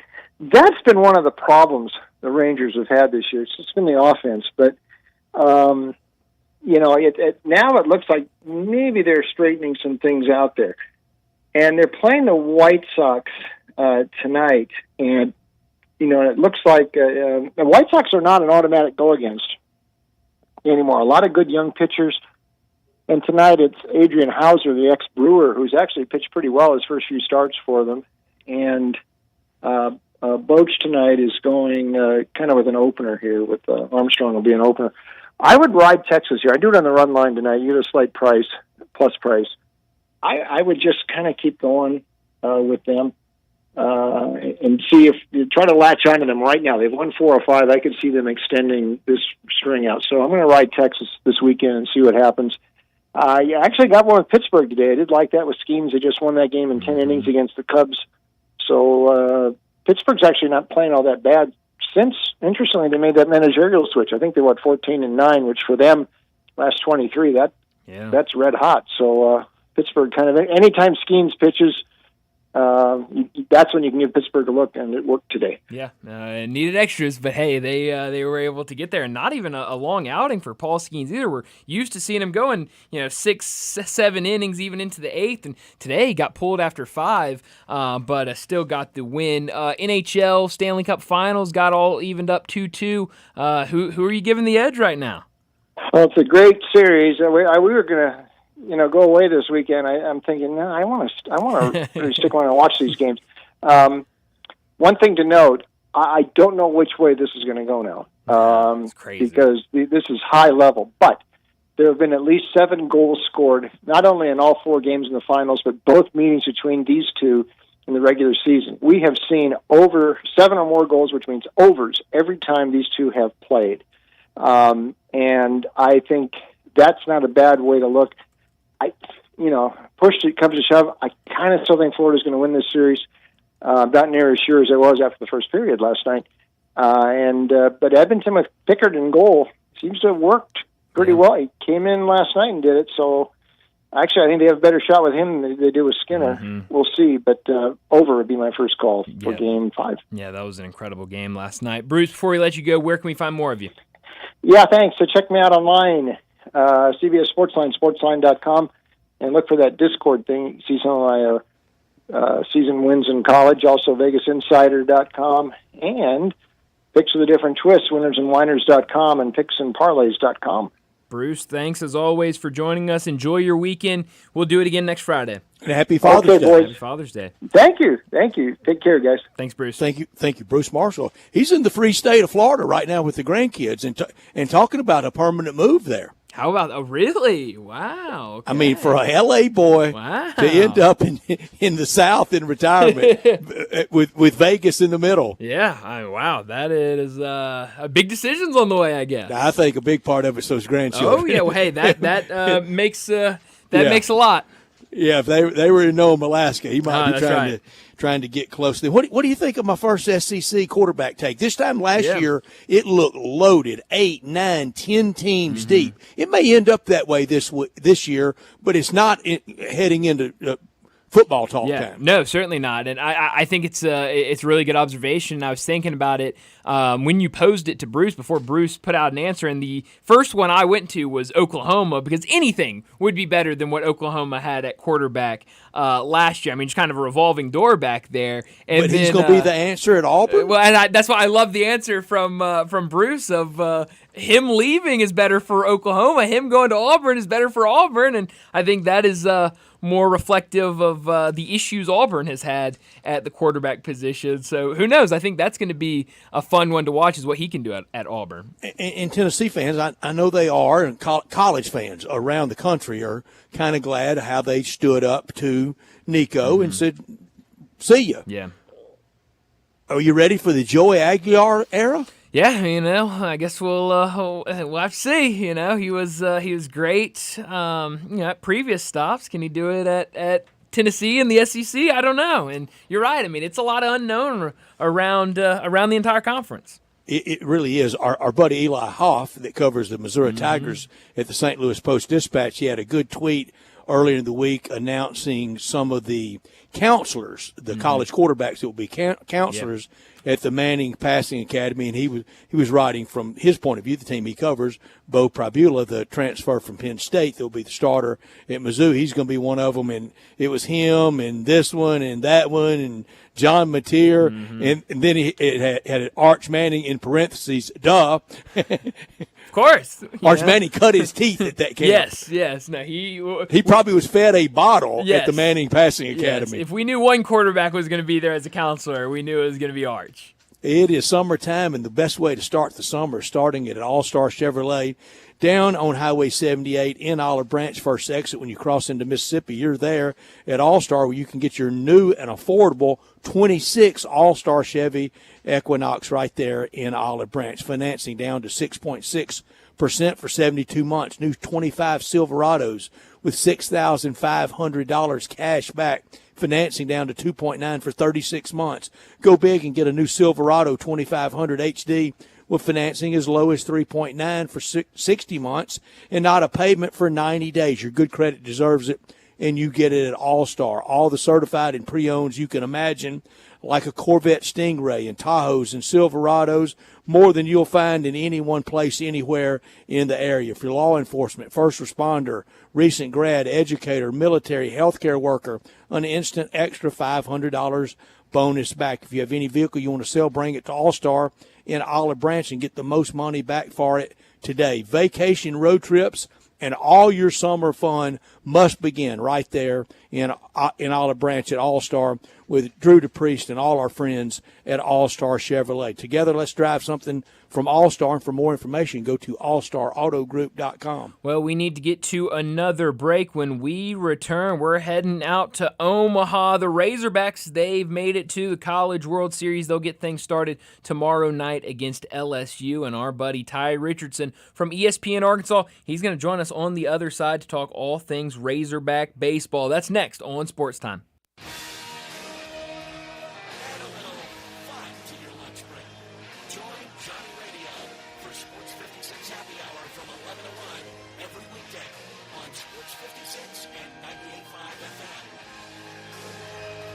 Memphis Public Links has so much going on right now. Audubon is right around the fairway. Wait until you see when this thing is a finished product. Fox Meadows is in great shape. The Links at Pine Hill is now a masterpiece of a place to play, as are really all the other Memphis public golf courses. Galloway is playing like a championship course. They just finished the 75th year of the OPO, and Overton Park is now talked about, and that layout all across the state. And by the way, folks, it's so easy to make a tee time. The hard part is getting your buddies to pick their time. You go online to memphispubliclinks.com, select your course, then grab your tee time. Simple, easy, and incredibly convenient. Also, on the website is a schedule of upcoming events. There you'll find something that will interest you. Again, if you want to book a tee time or find out more about tournaments or other events at any of the great Memphis public golf courses, go online to memphispubliclinks.com. Is your captain speaking to the passenger with your fastball shoe or move? No way am I letting travel constipation ruin this trip. Can't blame you. Your fast works fast. Look out the horse size fast. Since I'm such a smart traveler, can I move to first class? From the makers of Miralax, new Miralax soft chews work naturally with your body in as little as 30 minutes to give you a comfortable go on the go. Find Miralax today at your local retailer. It is directed for occasional constipation. Contains magnesium hydroxide. That's the whole point. It's a secret. Why does Central Barbecue feel like they have to keep the ingredients of their dry rub a secret? Because it's just that good. If people could find out the ingredients in Central Barbecue's dry rub, they could reverse engineer it and make their own Central Barbecue dry rub. Reverse engineer? These aren't state secrets. They may as well be. This is serious business. Central Barbecue already tells everybody that they slow smoke their meat for a full 24 hours over hickory and pecan and that there's never any sauce in the pit. They're giving away too much information as it is. They're not giving away secrets. It's advertising. They're boasting about those things. You are so naive. Take your basketball skills to the next level at Shoot 360 Memphis. Shoot 360 is a revolutionary basketball training facility that combines cutting-edge technology with gamification and provides instant, objective feedback and hands-on, one-on-one expert coaching. And now, introducing Shoot 360 for a newly renovated 50,000 square foot facility with 2 NBA regulation-sized courts, 3 high school-sized courts, and 4 shooting bays with Shoot 360 technology. Memberships are now on a monthly basis. And yes, you can become a member in both locations. Whether you're an aspiring young talent, NBA player, or looking for a unique workout, all skill levels are welcome at Shoot 360 Memphis to learn proper shooting and passing techniques, improve fundamentals, and gain a competitive edge while having fun. Shoot 360 Memphis now in Cordova and Collierville. Call them today at 901-779-3176. That's 901-779-3176. The future of basketball training is here. Shoot 360 Memphis. This traffic brought to you by Raleigh Tire Auto Service, your local family-owned business for over 60 years. Sports 56 traffic. Afternoon, it's moving so much better now on 40 eastbound near Witten Road as it builds out towards that area already on 40 east as you continue out towards Fayette County, trying to get south of Memphis. That's on the increase with a little bit more volume on 55 southbound here at Brooks and Elvis Presley as you push on down into DeSoto County. Dandelions, Crabgrass, Lawn Solutions says give them a call this summer. They'll make your yard look really good. Call Lawn Solutions. Here's the number, 867-5626. I'm Commander Chuck with your on-time traffic.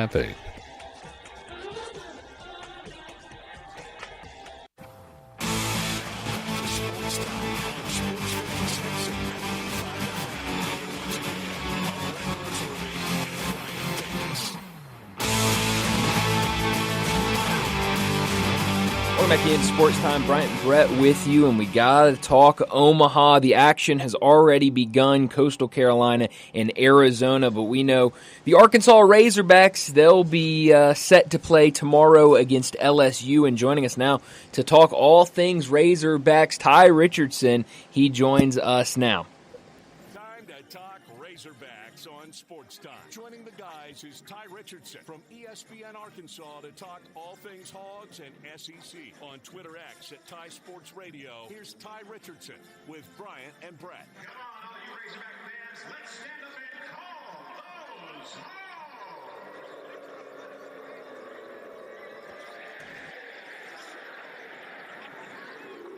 Ty Richardson joins us every week during the football season, but now with the Razorbacks making it to Omaha, we got to talk the Hogs with him. Ty, thanks so much for joining us. How are things in Omaha? What are the vibes like up there with only 2 SEC teams playing in action this weekend?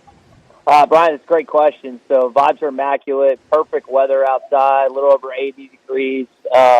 Only other team, LSU. You've seen a lot of LSU fans. They'll have the most fan base of any contingency this weekend. But it will be the best game of the weekend, I think, starting tomorrow night. From there on out, who knows? But both fan bases are pumped, excited, and I think you got an incredible dynamic coming tomorrow night at Charles Schwab Field. Ty, it feels like the winner tomorrow night, first pitch, 6 o'clock on ESPN, LSU and the Razorbacks. The winner definitely has the rail, and if it was a horse race and probably pulling a little bit ahead, it feels like the winner of that game is no doubt the favorite. Yeah, I think so too, Stats. LSU, if they were to lose tomorrow night, I just don't know if they have the pitching. Arkansas, well, they have more depth. It's so hard to come out when you lose that first game. I mean, it really is. So whether it's LSU taking it again against Arkansas or the Razorbacks even in the season series 2-2, I would expect the Tigers or the Razorbacks, not the Racers or the Bruins to come out. I think UCLA might be a little underrated, and I know Missouri is the team everyone's excited about. Coastal is still an underdog, but they have been here before. So it is cool. I guess the cool thing about this weekend, guys, is it's not regional. It's not just ACC and SEC teams like it has been a lot of recent years. It is all over the country, which is cool. Well, and it's a lot of Pac-12, except we don't have a Pac-12 anymore. Yeah, yep. You think about Oregon State, obviously, UCLA. I think Arizona, USC, Oregon were. Yeah, it's definitely bringing some people back down memory lane of the Pac-12 baseball, no question. And a time when the Pac and out there, Arizona State, USC, they controlled the sport then, like the SEC controls it now. I said way back at 3:15, my top story of the day, I said the Razorbacks were clearly the favorite. What do the Razorback fans, how are they? Is just another trip to Omaha, does that satisfy them, or do they want to take the title or else? No, zero-sum game. What is it? I think it's closer to the latter because you've been here. I mean, this is the 8th time, and this gets to a point where you don't want to enter that Mike Martin territory, and that's not a shot at the late Mike Martin, but I know Florida State fans, they felt like they were there so many times. I don't know, what is it, 19 times without a title? I think it's in the 20s. Yeah, you could be right. And Arkansas is now tied with North Carolina, and I forget the other team that has the most College World Series appearances without a title. So Razorback fans feel like that their time is now.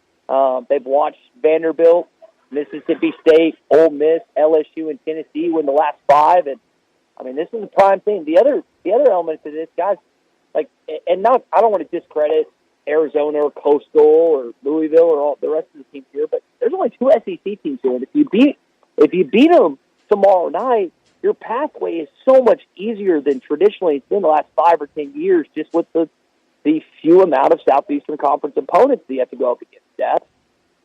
Yeah, you absolutely do. Ty, last week we talked with you about how good that pitching staff had been for Arkansas through regional play. You know, you go back to in regionals, 2 runs against North Dakota State, 1 run against Creighton, 3 runs against Creighton in the second game, and kind of talked about that level of competition going up against Tennessee, and Tennessee's bats were getting real hot in their regional. But you go out against Tennessee in those 2 games, give up 3 runs in the first game, 4 runs in the second game. What have you made, kind of last week we were talking about, maybe not as known as some of the previous pitching rotations have been the last couple of years for Arkansas, but they're getting the job done. Yeah, that's a great way to frame it, Brian. So Arkansas has had Hagen Smith, Blaine Knight. Blaine Knight went undefeated his senior year at Arkansas, or junior year, whatever it was. But, I mean, Zach Rizzo, SEC guy, Zach's had 2 great postseason performances. He's going up against tomorrow night and Cade Anderson that's projected higher than he is in the draft. But Zach outplayed him in Baton Rouge. So I think Arkansas fans feel like they can take their chances. And one of the things Dave Van Horn mentioned in his press conference yesterday, fellas, is like, yeah, I mean, it traditionally, like, you have a great fielding team. They're number 1 in the remaining 8 of fielding. They've got a strong pitching staff. Maybe not, they don't have that just A1 dynamite first-round draft pick. But, I mean, Zach, again, is a first all-teamer, and he's going to be drafted early. But they're hitting. That's what makes this team so dangerous is 1 through 9 can get on. And in that Tennessee game you referenced, Brian, game 2, 8 of the 9 guys reached on base from the batting order, and the one guy that didn't hit a homer the game before. So they have no black holes in this lineup. You guys are slowing down, and maybe in a dry spell or 2, but maybe Omaha will shake them out a bit starting tomorrow night. Ty, what's the response and what's the feedback you've gotten from your great listeners and the great Razorback fans, particularly in Northwest Arkansas, that it's not easy to get to Omaha, but it's easier than Dallas fans or Nashville or Memphis or Eastern Arkansas fans? Are they doing it in waves, or do you have many that are going and staying for the long haul? And I will tell you, Ty, there's some Ole Miss friends of mine that they can do anything they want to do. I mean, it's no end to the spending and the going. They said Omaha hurt. That whole stretch in Omaha, that it put a dent in the American Express card. Yeah, I think what a lot of people have done, stats that I've talked to, is like, man, I'll see you next weekend. Like they're anticipating being here next weekend, so they're saving the credit card points and the the life savings or whatever else. And I think it's for Arkansas fans, like initially when you're going maybe a little spread out to the years, but now it seems like every 3 years you're going back to Omaha under Dave this last decade. So I think Arkansas fans are spoiled in the sense they feel like they're going to come back. That's why they want. I mean, again, economy's not exactly in the best situation right now, and it had been. So it's like you have to balance that. We're lucky as media; we get the tickets comp and everything else. But a lot of people I talk to, stats are going just this weekend or just next weekend. But there's the diehards, the bigwigs that can swipe the cards, that American Express you're talking about, but they're going to be spending some money, fellas. Y'all, I mean, it is not cheap here. I would guess the average hotel night here in Omaha, Nebraska, is about $400, and I don't think I'm far off on that, to be honest. Yeah, to do that 10 nights. I mean, my goodness, you could go to St. Moritz, Switzerland for that. Exactly. They in Omaha, I know they have other events. They've got concerts and comedy shows and Creighton's here, but I mean, this is the mecca of 2 weekends for Omaha, Nebraska. So I don't blame them for trying to make up for it. But yeah, it costs an arm and a leg to stay here in Omaha. Can y'all imagine? Think about that Alabama football fan that did it all. And, very few can do everything, but the ones that did from 2008 to when Nick Saban retired at the Rose Bowl, my goodness. I mean, that cut into somebody's inheritance. Sure did. Oh, yeah. That was the college fund got wiped out. The pool fund was no longer going to be a thing. Like going to a national championship, a college football semifinal, or a big-time bowl game every single season with the Crimson Tide must have been nuts. But, again, we take it for granted. I think Alabama fans took it for granted to a certain extent. Yep. I mean, we saw everyone flip their lids when DeBoer went 9-3 this year. So some people think he's going to bounce back. Oh, no. It was 9-4, Ty. Oh, yeah, we count the bowl game against Michigan. Nope, you're right on that. That's a good point. Well, Ty, we talked about how Arkansas, they're the favorites to win the whole thing right now in the betting market. Talked about how good that game against LSU is going to be. LSU has the second best odds to win the whole thing. Outside of LSU, who is that team that kind of gives you some concern for Arkansas that you think really will match up well against them? I think it's Oregon State. And I was actually talking to it's just because of the history. Because 7 years ago, don't even mention their name, Ty. You know better. Yeah. So what's going to happen is you're going to have every Razorback fan saying, "Please avenge us," to these kids that a lot of them, I'm going to guess, don't even know about that. There's some Arkansas kids on this team, but I'm going to guess the majority of the team maybe heard that Arkansas got close one time, but. If you put Oregon State, that highlight would be played over and over again. Great They'd point. Talked about. Dave would have to relive it. So I don't want to play them. I would take Coastal, Louisville, or Arizona in the College World Series finals, regardless of talent, matchups, coaching over Oregon State, just because solely, Brian, of the history. Mm-hmm. Dave Van Horn, any thought out there he wins it all and may step away? Is he committed to 2026? My thought is this. So, you know how, and I don't have kids, so I can't necessarily attest to this, but I've talked to my buddies that had. You look at life a certain way. Like, it's one thing, you get married, right? Things change. But then you get a kid and your entire perspective on life changes. And I think once, like, and Dave Van Horn obviously has, it's either one daughter, no, he has 2 daughters, I think. So he's been through that. He's married. But I think once you finally get what you've been going for your almost entire coaching career, and I realize that he's won another national championship in a different classification. But guys, I mean, he's been here, I guess now 23 years in Fayetteville. I think that number's right. So it would finally come to a fitting conclusion if he wanted it to. Now, I think some coaches, once they get one, they want so badly to taste it again. You referenced Nick Saban earlier. Stats. He obviously won a national championship at LSU. Went to the National Football League, came back, and then went on a run like we've never seen in college football. So I would think that the end would be almost imminent for Dave. But listen, I don't personally know him. I don't personally talk to people that act like they do. So that's just a pure speculated guess on my part. That's what we wanted. We wanted That's your right. opinion, and we got it. That's exactly right. Well, it's going to be a lot of fun to see what Arkansas can do over this weekend and into next week. Ty, enjoy it all. Try not to go too crazy at Rocco's, and hopefully we're talking to you Eat a again good next steak. week. Yeah. Oh, yeah, I need to. My friend had the Drover last night, guys. I feel like I need to cross that off the list. Tommy told me to get a steak this weekend. Got to. You got to. Got to. Ty, Good thanks stuff. so much. Enjoy it. Thanks, Brian. Thanks, Stat. Thanks, Ty. Thank you. Ty Richardson from ESPN Arkansas. He joins us to talk the Razorbacks, and it's gonna be fun. I hate that the first matchup is Arkansas LSU. I wish that we kind of talked about that. The idea of them being on opposite sides of the bracket or meeting kind of further along into it. But hey, we'll see it. They're the two betting favorites, and it should set up for a really good game tomorrow night. I think to the victor will go the spoils. Mm-hmm. Who wins tomorrow night will be definitely in control. Definitely.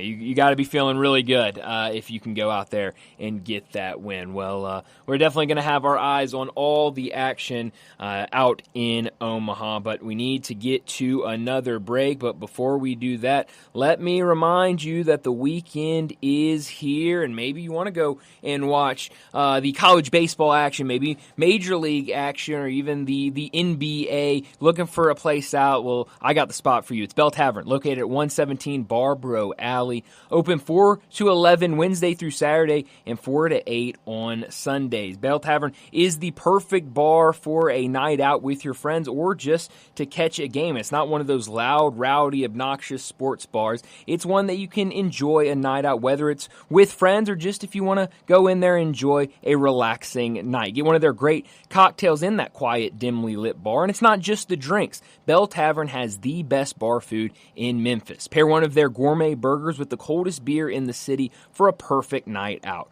For more information about our friends over at Bell Tavern, give them a call, 901-249-6580, or go online to belltavern.com. Let's get to another break, and when we return, it'll be time for Big Number of the Day. Join the voice of the Tigers, Dave Woloshin, for Wolo and Friends. Weekday mornings from 10 to 11, here on Sports 56 and 98.5 FM.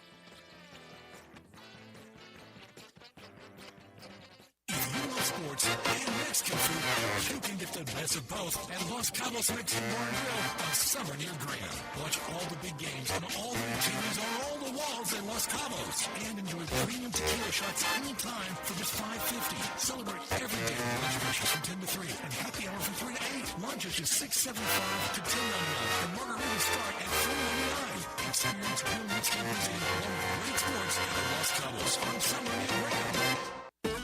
Jenkins Floors and More invites you to the retail warehouse where they pass wholesale savings on to you. Jenkins Floors at 2356 Goodman Road in Horn Lake. Also stores in Cleveland, Mississippi and Little Rock. They specialize in flooring and carpeting, tile, plantation shutters, and blinds. Jenkins makes your life easy with a 2-week turnaround. Contractors, builders, or family projects call 662-469-9350 for a free estimate. Owners Timmy and Rebecca Jenkins say hello to Sports 56 fans and look forward to your business.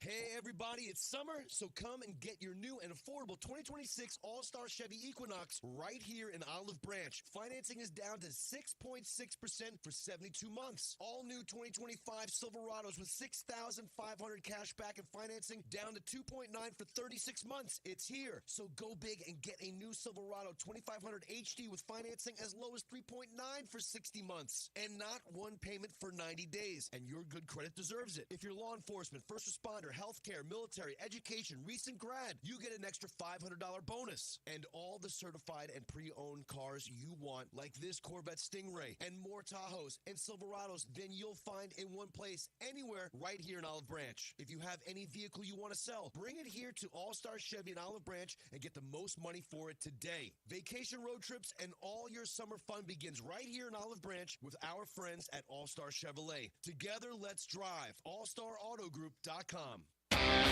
Visit Frontier Western Store today for new shirts and boots. Frontier is your top Carhartt store in the Mid-South. There's thousands of in-stock shirts and jeans. They have the classic K87 pocket tee in every color they make, including new ones just released. Available small to 4X. Want new jeans? Frontier has you covered with super tough work denim by Carhartt. And you've got to check out their selection of Ariat jeans for men, women, and children. You'll love how easy it is to find the size and style you need. Have you seen Frontier's remodeled world-famous boot showroom? It continues to expand. New styles by Ariat just arrived, plus plenty of in-stock proven classics too.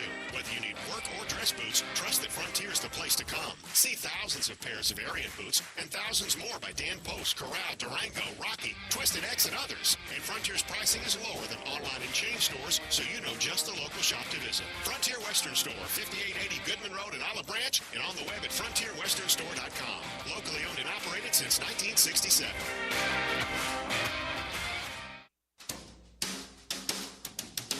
Spring is in the air, and it's the perfect time to grill, chill, and save with Choates. Install a new generator, tankless water heater, or Carrier HVAC system, and you'll get your choice of a free green egg grill or 36 months no-interest financing. Stay powered during storms, enjoy endless hot water, and slash your cooling costs this summer with a high-efficiency Carrier system, and grill some slow-smoke barbecue on us. But hurry, this special ends soon. And if you're dealing with plumbing or electrical problems, Choates is here for you too. Give us a try and take $60 off your repair. Leaky faucet, clogged drain, broken outlet, lights flickering? Call Choates and save $60 on your plumbing or electrical repair service. Call 347-8086 or visit ChoatesHVAC.com today. And remember, Choates, let our family serve your family.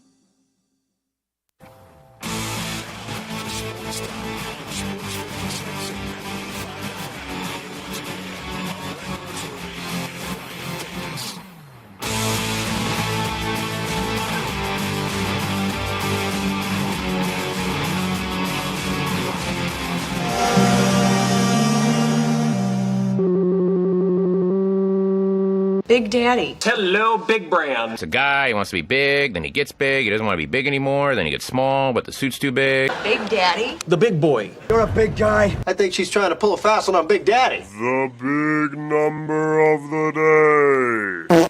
Well, Brett, my big number today actually comes from the ice. It comes from the Stanley Cup Finals, and it comes from what the Florida Panthers were able to do last night. The Florida Panthers, my big number is the number 1. That is for the first period, because the Florida Panthers are the first team all time to score multiple first period goals in their first 4 games of a single Stanley Cup final. We talked about it earlier with Bruce Marshall about just the amount of scoring we're seeing in this Stanley Cup Finals and really in every game between these two teams. The Florida Panthers, they have been putting up goals, and they've been doing so early, getting multiple goals in the first period. Got 3 last night, but it wasn't enough. Edmonton responds with 3 of their own in the second period. Both get a goal in the third, and we needed overtime to settle it. A really fun series. This has been really fun game last night. I'm hoping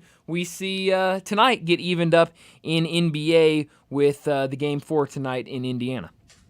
Brian, I'm starting my college football big number of the day every Friday, 2 weeks early. Is that allowed? I will definitely allow that. Absolutely. Since we won't be here Friday, July 4th, I'm going to start it a little early. Works for me. And I'm going to run it all the way through Friday, January 23rd, 2026. That'll be the Friday after a college football champion is crowned that Monday night, January 20th. My big number is 10. 10 weeks from tomorrow's week 0. It's easy, right? It's an easy big number. That's incredible. Wow. So, But I'm going to tie it into one of those returning quarterbacks. Okay. Arkansas, number 10, Taylon Green, his uniform number. He's one of those returning quarterbacks in the SEC. He has 40 career touchdown passes, some of those at Boise State, 15 of those last year at Arkansas, so 25 at Boise State. But he has almost 7,000 yards passing in college football.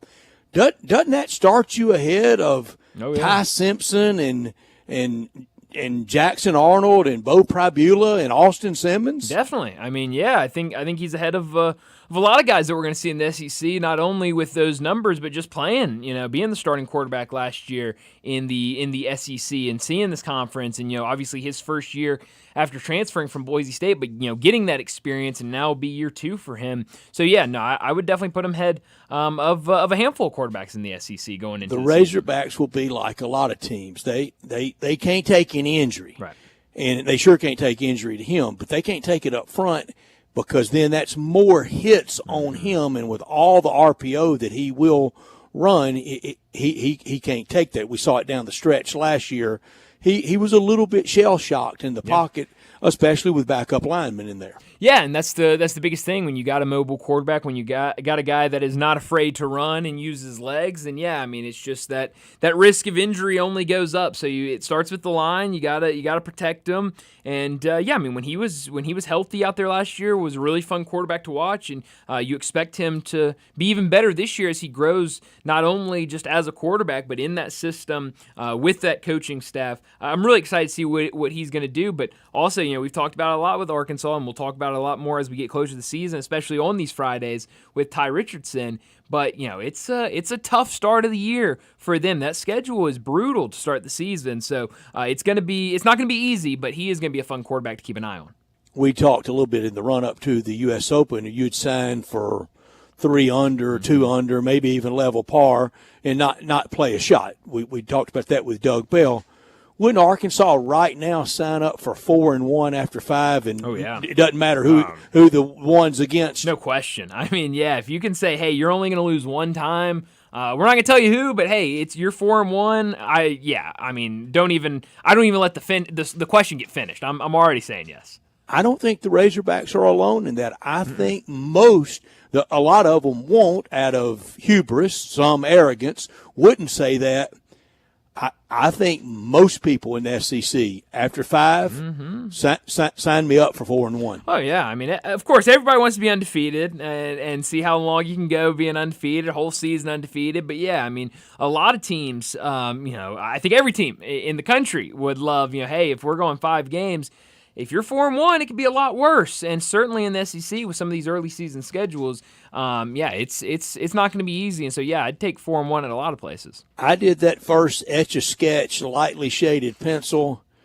Brian, I see the iceberg ahead for the SEC. Yeah. I see a bunch of 9-3s. Wow. I mean, hey. If that happens, that means 2 get in. Mm-hmm. Well, you think people were mad last year at 3? Mm-hmm. Yeah, I mean, but hey, at the end of the day, I mean, if we have a lot of 9-3s, well, then it was played out on the field, and I don't know that that's meritorious of playoff football. If you're 9-3, no, it's not, and so it's going to be the big question, and I mean, it's only highlighted with that quarterback play of.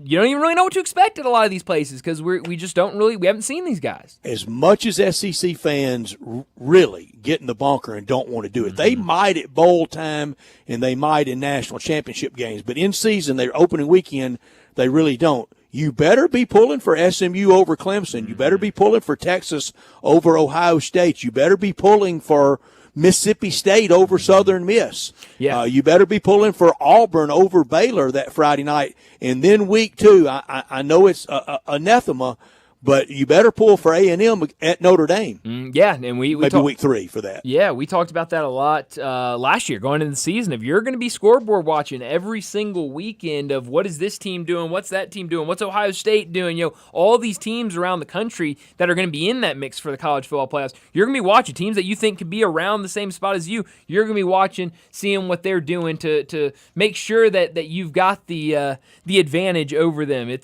was a lot of fun last year doing it. It's going to be a lot of fun this year, especially as we go to straight seeding for this year's college football playoff. Well, we need to get to another break. When we return, we're turning our focus to the U.S. Open. Dan Reardon from KMOX, he joins us next.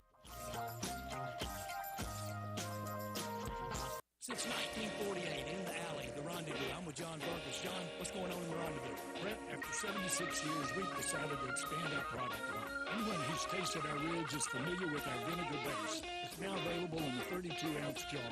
It's so good to base or marinate all meats. I even put a little bit on turnip greens. Something we've been using at the restaurant or at our house has been the Greek seasoning. My father was a cook, but my mother was a chef. and she was the one that put pig seasoning on everything from the Mediterranean diet to steak. My mom used it on soup, salad, veggies, fish, any meat. It's a great seasoning and a flavor enhancer. My brother Nick figured out salt and pepper is more than just McCormick's and Morton's. He's come up with the perfect blend we use to coat our shoulders and our brisket, and he used to make it for his friends as Christmas gifts, and they loved it. All these products are available at Rendezvous or online for shipping as gifts and in many grocery stores. And if they're not in your favorite grocery store, ask your grocer to stock it. A beloved family of dairy, still going strong since 1948. Rendezvous. Quiet down, here she comes. Surprise! Your accountant just emailed to say your quarterly taxes are way higher than you were expecting. Small business owners don't usually like surprises because they cost you money. But a good surprise that could save you money? Getting discounts with a commercial auto quote from Progressive. Also, your favorite employee is leaving. They're going to pursue their dream of being a veterinarian. Surprise yourself. See if you can save in as little as 7 minutes at ProgressiveCommercial.com. Progressive Casualty Insurance Company and affiliates. Discounts not available in all states or situations. Visit Frontier Western Store today for new shirts and boots. Frontier is your top Carhartt store in the Mid-South. There's thousands of in-stock shirts and jeans. They have the classic K87 pocket tee in every color they make, including new ones just released. Available small to 4X. Want new jeans? Frontier has you covered with super tough work denim by Carhartt. And you've got to check out their selection of Ariat jeans for men, women, and children. You'll love how easy it is to find the size and style you need. Have you seen Frontier's remodeled world-famous boot showroom? It continues to expand. New styles by Ariat just arrived, plus plenty of in-stock proven classics too. Whether you need work or dress boots, trust that Frontier is the place to come. See thousands of pairs of Ariat boots and thousands more by Dan Post, Corral, Durango, Rocky, Twisted X, and others. And Frontier's pricing is lower than online and chain stores, so you know just the local shop to visit. Frontier Western Store, 5880 Goodman Road in Olive Branch, and on the web at frontierwesternstore.com. Locally owned and operated since 1967.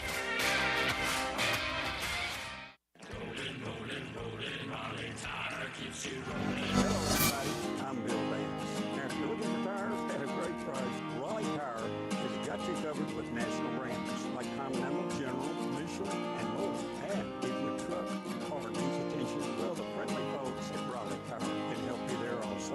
From oil changes, stains, they're a full service department. And when you roll in, how about telling them Bill Dan sent you?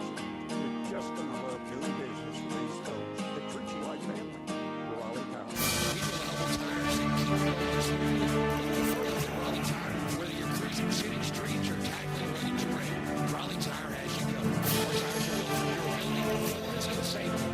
Plus, with unbeatable prices and exceptional customer service, you'll drive away with confidence. Raleigh Tire, where the road meets the road. Visit Carter, Cordova, Arlington, and Olive Branch. Raleigh Tire keeps you rolling. Good afternoon. MPD on the scene of a couple of accidents. Got heavier through Midtown just in the last few minutes on 240 southbound at South Parkway.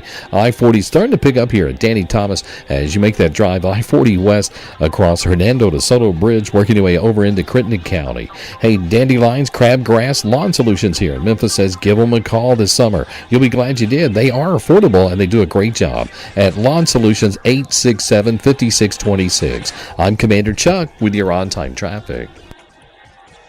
56 WHBQ Memphis and W253DF Memphis with Greg Gaston and Eli Savoy.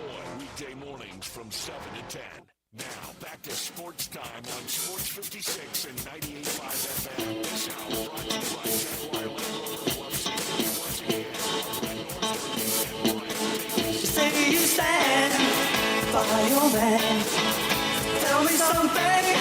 Welcome back into Sports Time. Brian Brett with you live and local inside our Family Leisure Studios. And joining us now to talk the U.S. Open, Dan Reardon from KMOX. He joins us now. Dan, thanks so much for joining us. A lot to talk about with the U.S. Open rolling right along.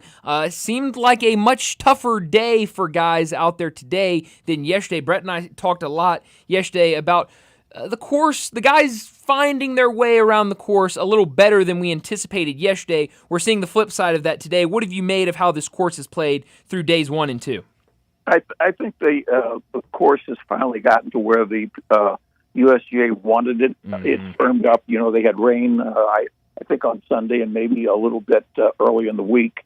And I think it firmed up. And you can see you see the players really having a hard time getting the ball anywhere near the hole. So it's not just the rough; it's just the speed of the greens and the firmness of the greens and trying to get close. So I would say the firmness and the reality. I mean, the fact of the matter is, as we stand right now, J.J. Spawn yesterday played bogey-free, and that will be the only bogey-free round anybody has played over the first 2 days of this championship. The course is going to come and get you at some point in time. Dan, and just a shocking number of rounds that did not have a birdie on a scorecard, and from some players of a lot of note. Do you think they put out any water, or if it doesn't rain, if the Almighty doesn't send it, then if they don't put out water, then we're looking at Hale Irwin plus numbers, aren't we? Well, the last I looked up, it's not that long ago that we had an over par winner of the U.S. Open. That was Brooks Koepka at Shinnecock.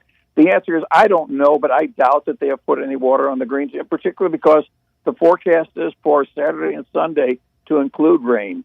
And we're not going to get back to that circumstance, but they're talking about, Oakmont is where Johnny Miller shot 63 for that miraculous win to beat Arnold Palmer. If you remember the story on Johnny Miller, people claim that the superintendent left the sprinklers on overnight, and he played a very softened golf course to shoot that 63. Now, I know 63 is 63, but if the course gets wet from rain, these scores will creep back toward red numbers. I don't say they're going to fill it up, but it'll play a lot friendlier than it's currently playing. So what wins the rest of the weekend? Is it off the tee? Is it iron play? Is it around the green? Is it putting? I know all that has to combine for someone to be fortunate, but if you really had to count on something, your go-to club, what is it? If it gets wet, it will be iron play. And I'll give you a guy that's, well out of the lead, but a Scotty Scheffler kind of golfer can go out and spin the ball and play into these greens. If you can control where the ball finishes on the greens and we have a little rain, you will make some putts. You're not going to make a lot of putts, but you make some putts. I don't think the driver is the critical club for any of the 4 days of this championship.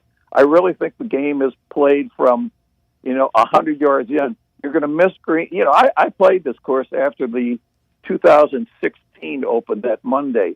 And I'm not a good golfer, but there were two things that I couldn't do. I thought originally I could gouge a 9-iron back into the fairways, and I learned pretty quickly all I had to do was take a sand wedge and go sideways was my best shot. And then I couldn't get out of the bunkers. And I think what's surprising, probably for many people, is players are not coming out of the bunkers with much success, whether they're greenside or fairway bunkers.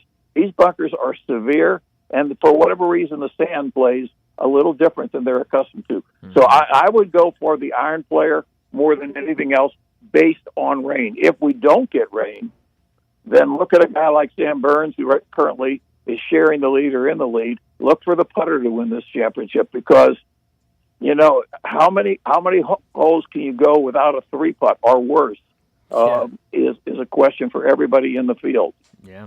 And he may be the best putter on tour right now. Yeah, if we can throw out last week at the Canadian Open, I think that would hold up. And by the way, I'll give you my own stat that I've worked on and developed to give you the idea of the difficulty of this golf course over the decades.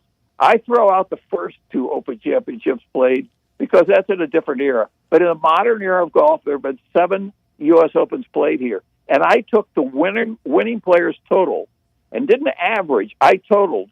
And for those 7 championships, at the end of 7 championships, the winner is 3 under par over 7 tournaments. I mean, that's insane to talk about. That means that, 99% of the field never finished under par over 7 U.S. Opens at Oakmont. And I think we're looking at a similar number right now. Mm-hmm.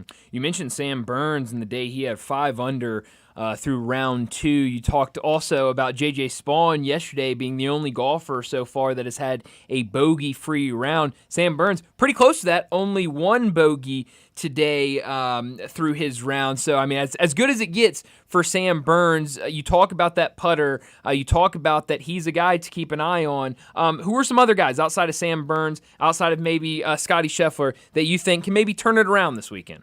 I think anybody at 2 or 3 over par is very much in this championship with 36 holes to play. And, we're in a similar situation to what we had at the PGA Championship. If you look at the leaderboard, these are not household names that you're chasing. Tristan Lawrence, J.J. Spawn, Thomas Dietrich. Victor Hovland is probably maybe the guy that if he's really, really on his game, when Hovland's on, he's really on. But what I'm saying is, right now, 3 under is leading this championship or tied for the lead of this championship. But that's only true that you're chasing that guy if you think that guy is going to win this championship. And I think the winner of this championship is probably sitting at maybe 1 under instead of 2 or 3 under, given the names that are on the board. And I'm not discounting the talent of these players. J.J. Spawn played really well at the Players' Championship, and only the unfortunate 17th hole cost him a chance to win there. Burns has gone through a little bit of a dry spell, but he's a legitimate player. What does he have? I think 5 tour wins on his resume. So I just think that if you look at 2 or 3, and quite honestly, if you get somebody at 4 who can go out for 2 days in a row and play well, they can do it. It's the doubles, guys. You can't have doubles. You can have bogeys on this golf course. You can't have doubles. I don't know if you're familiar with the Tiger 5, but Tiger always graded around based on 5 things. And one of the 5 things he said he could never allow to have a good round is he could not allow a double bogey in a round. He made it work. Our guest, Dan Reardon, on our Sissy's Log Cabin guest line on all things golf. He's always with us for the majors. And, Dan, if it got into a putting contest, if Sam Burns isn't the best putter on tour last weekend, notwithstanding, like you said, then Russell Henley very well may be. He's right there at +2 in pretty good shape. That's not bad at 36-hole mark. That's what I said. The 2s and the 3s, I think, are still in that. And there are some good names. Even when you get to 3, Jason Day is a good name, even though he hasn't performed recently. What we don't have is the marquee names. We've got Rory and Bryson trying to make the cut. We have Spieth safely in at 5 over. We have Scheffler safely in at 4 over. And again, I guess I have so much respect for where he is as a player right now. I don't think 4 over, being 7 shots back with 36 holes to play, is a huge hill for Scotty Scheffler to climb.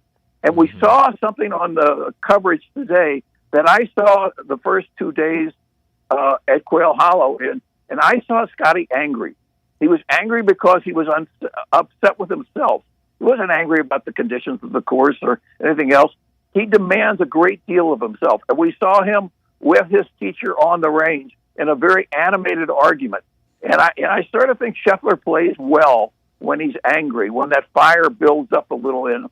So it's impossible, I think, to predict the winner. You might predict the score. I think you would take 1 under and take the championship and enjoy it. And by the way, when Cabrera won here in 2007, he shot 5 over, won this championship, and he beat Tiger down the stretch.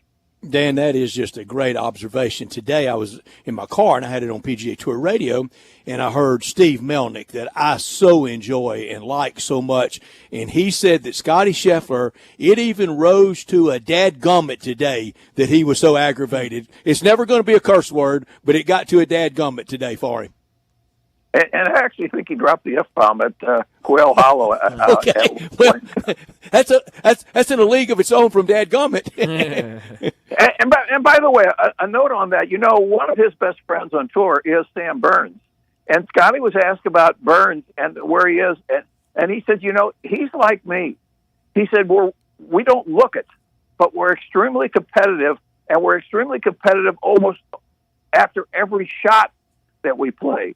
And so I thought that was sort of insightful. I didn't know Burns had that inner fire that we know is true of Scheffler. Mm-hmm. Yeah, be careful if you ever make the quiet type mad. They'll tear your head off. Yeah, no, But it's been. I think it's been entertaining, and it's unfortunately I think the rain will change the whole nature of this championship. But it's certainly been entertaining, I think. And I was worried about that yesterday. It looked a little dull to me, quite honestly. Yeah.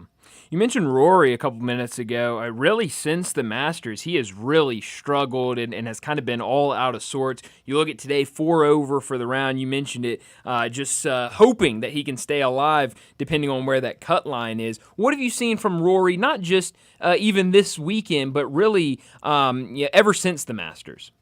Well, I thought he was very interesting when he came in before the tournament and his comments. And the fact of the matter is, Rory will tell you, right now, he doesn't have a high level of motivation about the game of golf. He said, I accomplished in winning the Grand Slam and winning the Masters everything that I set out to do over the last decade or so. And he admitted, he said, I have a hard time right now spending the time practicing. He said between October and April of this year, he said, I worked harder at the game of golf than I ever have in my life. And he said, I'm not doing that right now. He said, I enjoy being around my child. My wife and I are going to take a trip. We're sort of enjoying life right now. And he said, if it's costing me in golf, it's costing me in golf. And he had the problem with the driver, and he's had other things going on. But I may have mentioned you. I know I've mentioned somebody. I have a friend, Greg Allen, from Ireland, who knows Rory extremely well. And Greg told me at the PGA Championship he was concerned that Rory had lost a lot of desire about accomplishing great things in the game. And I said to Greg, look, the one thing he hasn't lost is his talent. And the Open Championship is back in his home country at Port Rush. I expect the real Rory to show up at Port Rush.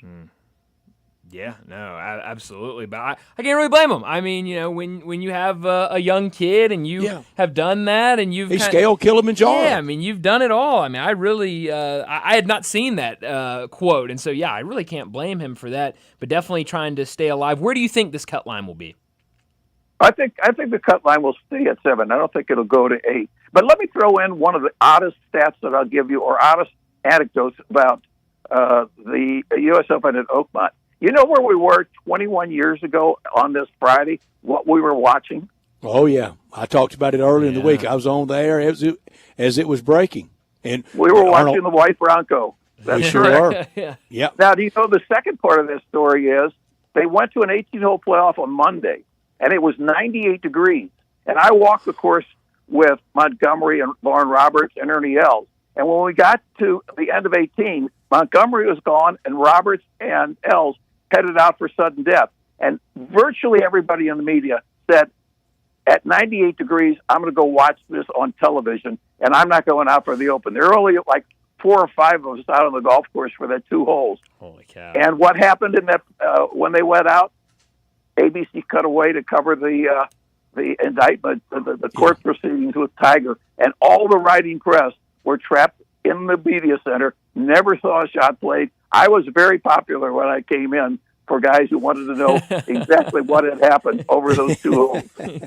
So soaking wet, but very popular, right? Look, Memphian Lauren Robertson, a really, really nice man. He was in that playoff. And Dan, I mentioned earlier in the week, Colin Montgomery gets a little bit of exempted, a pass. He gets a little bit of a break of he was part of that playoff and lost, but he also had just as bad a shots at Winged Foot in 06 as Phil did when Jeff Ogilvy won, but Phil gets all the heat. Yeah.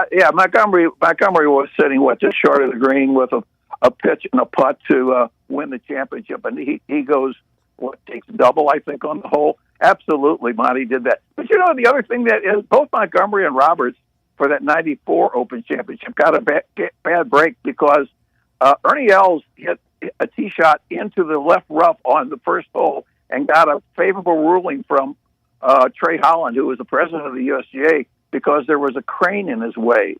And he was allowed relief out of that awful lie. And as a result, he went on, he bogeyed the hole, but he probably would at least doubled the hole if he had to play from where he was. But, the 2 guys that tied him at the end probably are a little resentful that the president of the USGA gave the winner a drop that he didn't deserve.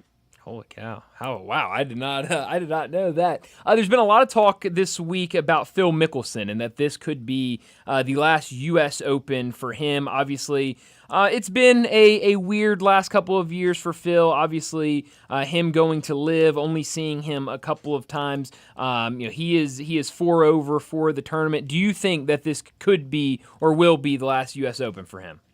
I do, but not for that reason. I do because he also mentioned pre-tournament that he was thinking of calling it a career on LIV. He feels right now that he's not helping his team. And if he stays playing on LIV, the rest of his team suffers by his lack of ability to contribute to the team. And I think that he's more likely to walk away from the game entirely than he is just to miss the Open. And then the tragedy of that is, of course, because of the decision he made, he can't play the senior tour. And he shows right now, at 4 over 2 days at Oakmont, he would still be a dominant force. In fact, he's only played, I think, in 2 senior events, and he's never shot a round higher than 67 or 68. So we're going to be denied that unless we find a way to get him onto the championship or the seniors tour. Dan, that's good stuff, and I did not know that Phil had kind of gone all Mr. Team guy, which is quite rich since he was one of the worst team guys ever at the Ryder Cup in a team room and wanted to take down Tom Watson over it. Yeah, you're right. I remember that. Although I think a lot of that, if I'm remembering, a lot of that also tied into the president of the PGA of America at that time. That was like a three-way wrestling match that was going on. And I think I could be wrong about Mickelson, but I think he turns 55 this weekend. He is competitive, but he has nowhere to play. I mean, that's what it boils down to. Yeah. He can't. He couldn't play the PGA Tour on a regular basis, even if he was allowed to. He can't play. He's obviously not performing on LIV. Hasn't really for the most part. So he really has nowhere to play. And that's why, if I was rooting for Phil in any way, and I don't generally root for him, I would root for him to be reinstated to the PGA Tour to play among the champions. And it would help that tour enormously.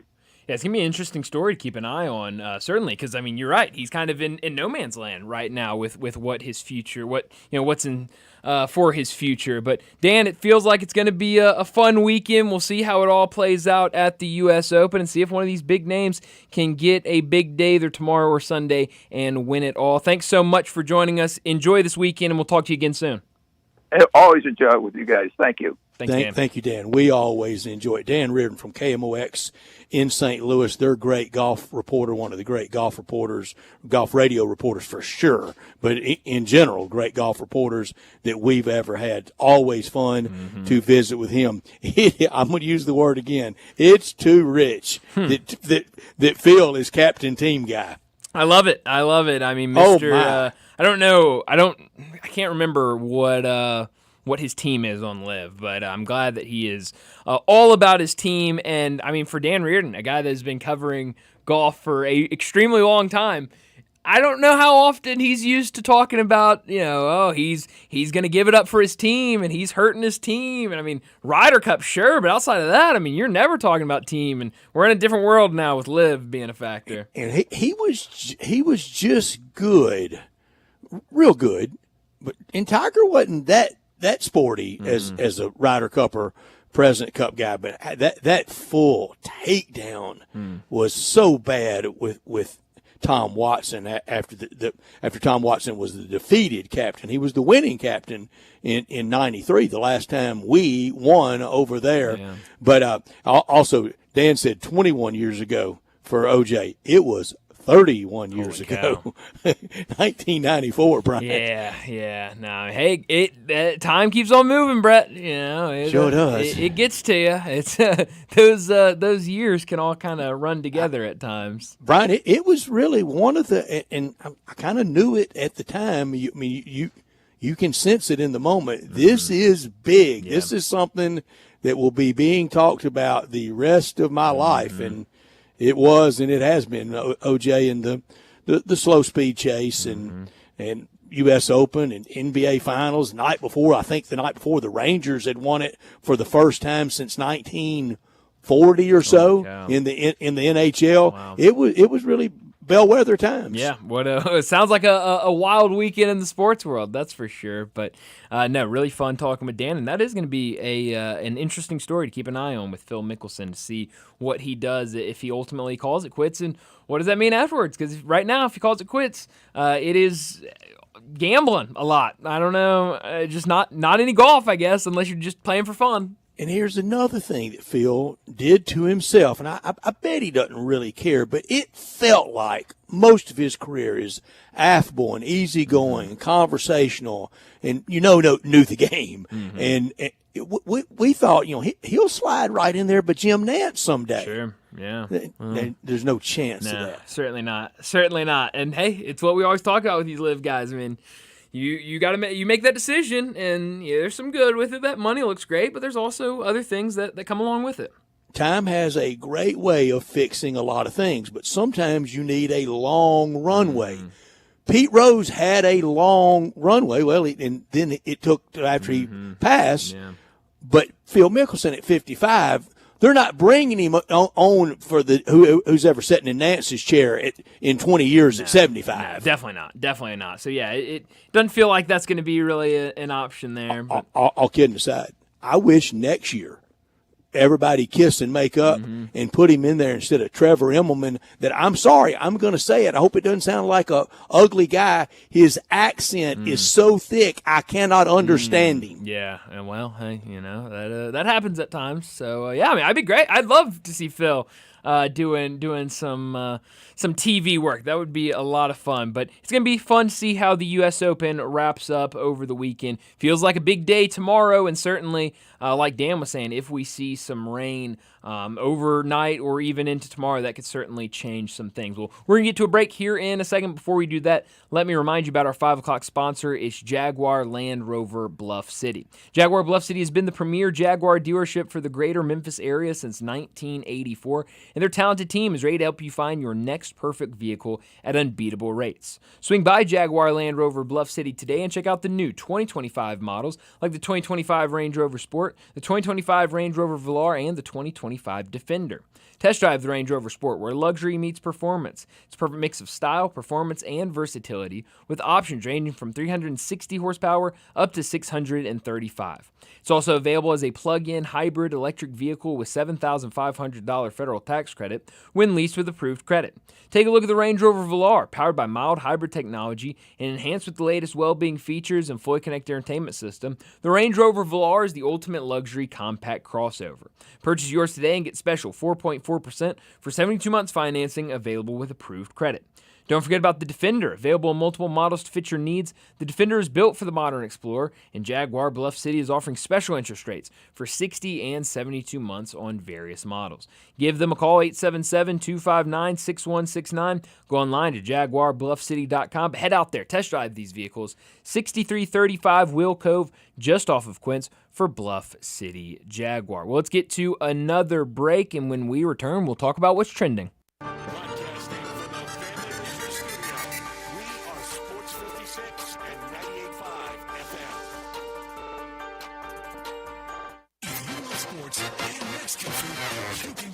Of both at Los Cabos Mexican Bar and Grill on Summer near Graham. Watch all the big games on all the TVs on all the walls at Los Cabos, and enjoy premium tequila shots anytime for just $5.50. Celebrate every day with reservations from 10 to 3 and happy hour from 3 to 8. Lunch is just $6.75 to $10.99, and margaritas start at $4.99. Experience real Mexican cuisine along with great sports at Los Cabos on Summer near Graham. Pools, and more pools, yes! It is pool time at Family Leisure. Family Leisure is already booking pool installs, so you need to buy now and get on that list. 24-foot pools start at $19.99 install. Liners are starting at $2.99. You're going to need some pool accessories, so they're all up to 20% off. Not quite ready for a pool? That's fine. Get a 5 or 6 person hot tub starting at under $7,000. You can also go for a swim spa or perhaps a cold plunge tub, those are now $2,000 off. Get patio furniture up to 50% off on select sites. Buy your pool now, get on that install list, mention this commercial, and your install is free. It's underlined in the in bold print so you know it's big. It's pool time at Family Leisure. Family Leisure, Whitten Road at I-40, where family and fun come together. If wedding bells are in your future, you need an unforgettable engagement ring from a jeweler you can trust. And that's been James Gaddis Jewelers for over 60 years. With a huge selection and the best prices, James Gaddis is a master jeweler and diamondologist. Beautiful jewelry from James Gaddis is always the right choice. Choose from rings to earrings, necklaces to bracelets, and gemstones to watches. Layaway and financing available. James Gaddis Jewelers, 4900 Poplar, online at GaddisJewelers.com and Instagram at Gaddis Jewelers. Say I do at James Gaddis Jewelers.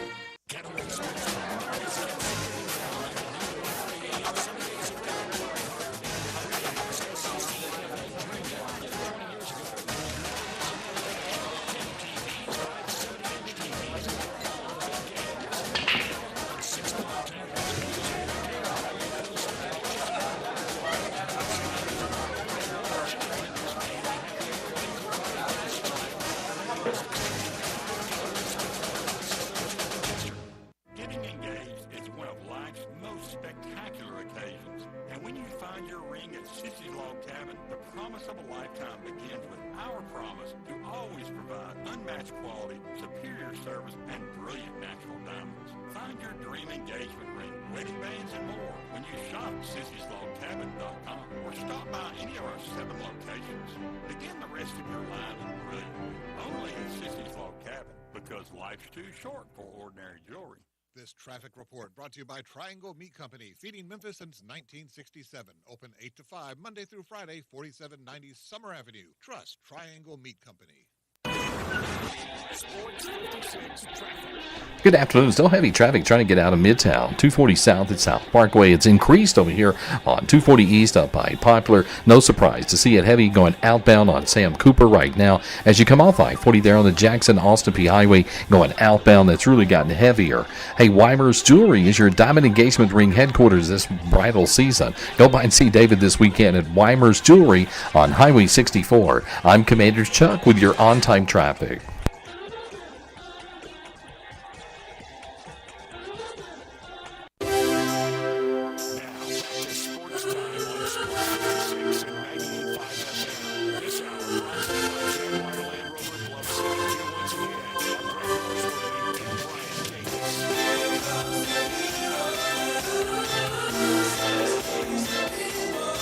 We're back into Sports Time. Bryant and Brett with you live and local inside our Family Leisure studios as we got about 30 minutes left in today's show. We got to talk about what's trending, a couple things trending this afternoon. I want to talk a little bit more about Game 4 tonight of the NBA Finals, but something that we didn't have time to bring up yesterday that I wanted to bring up.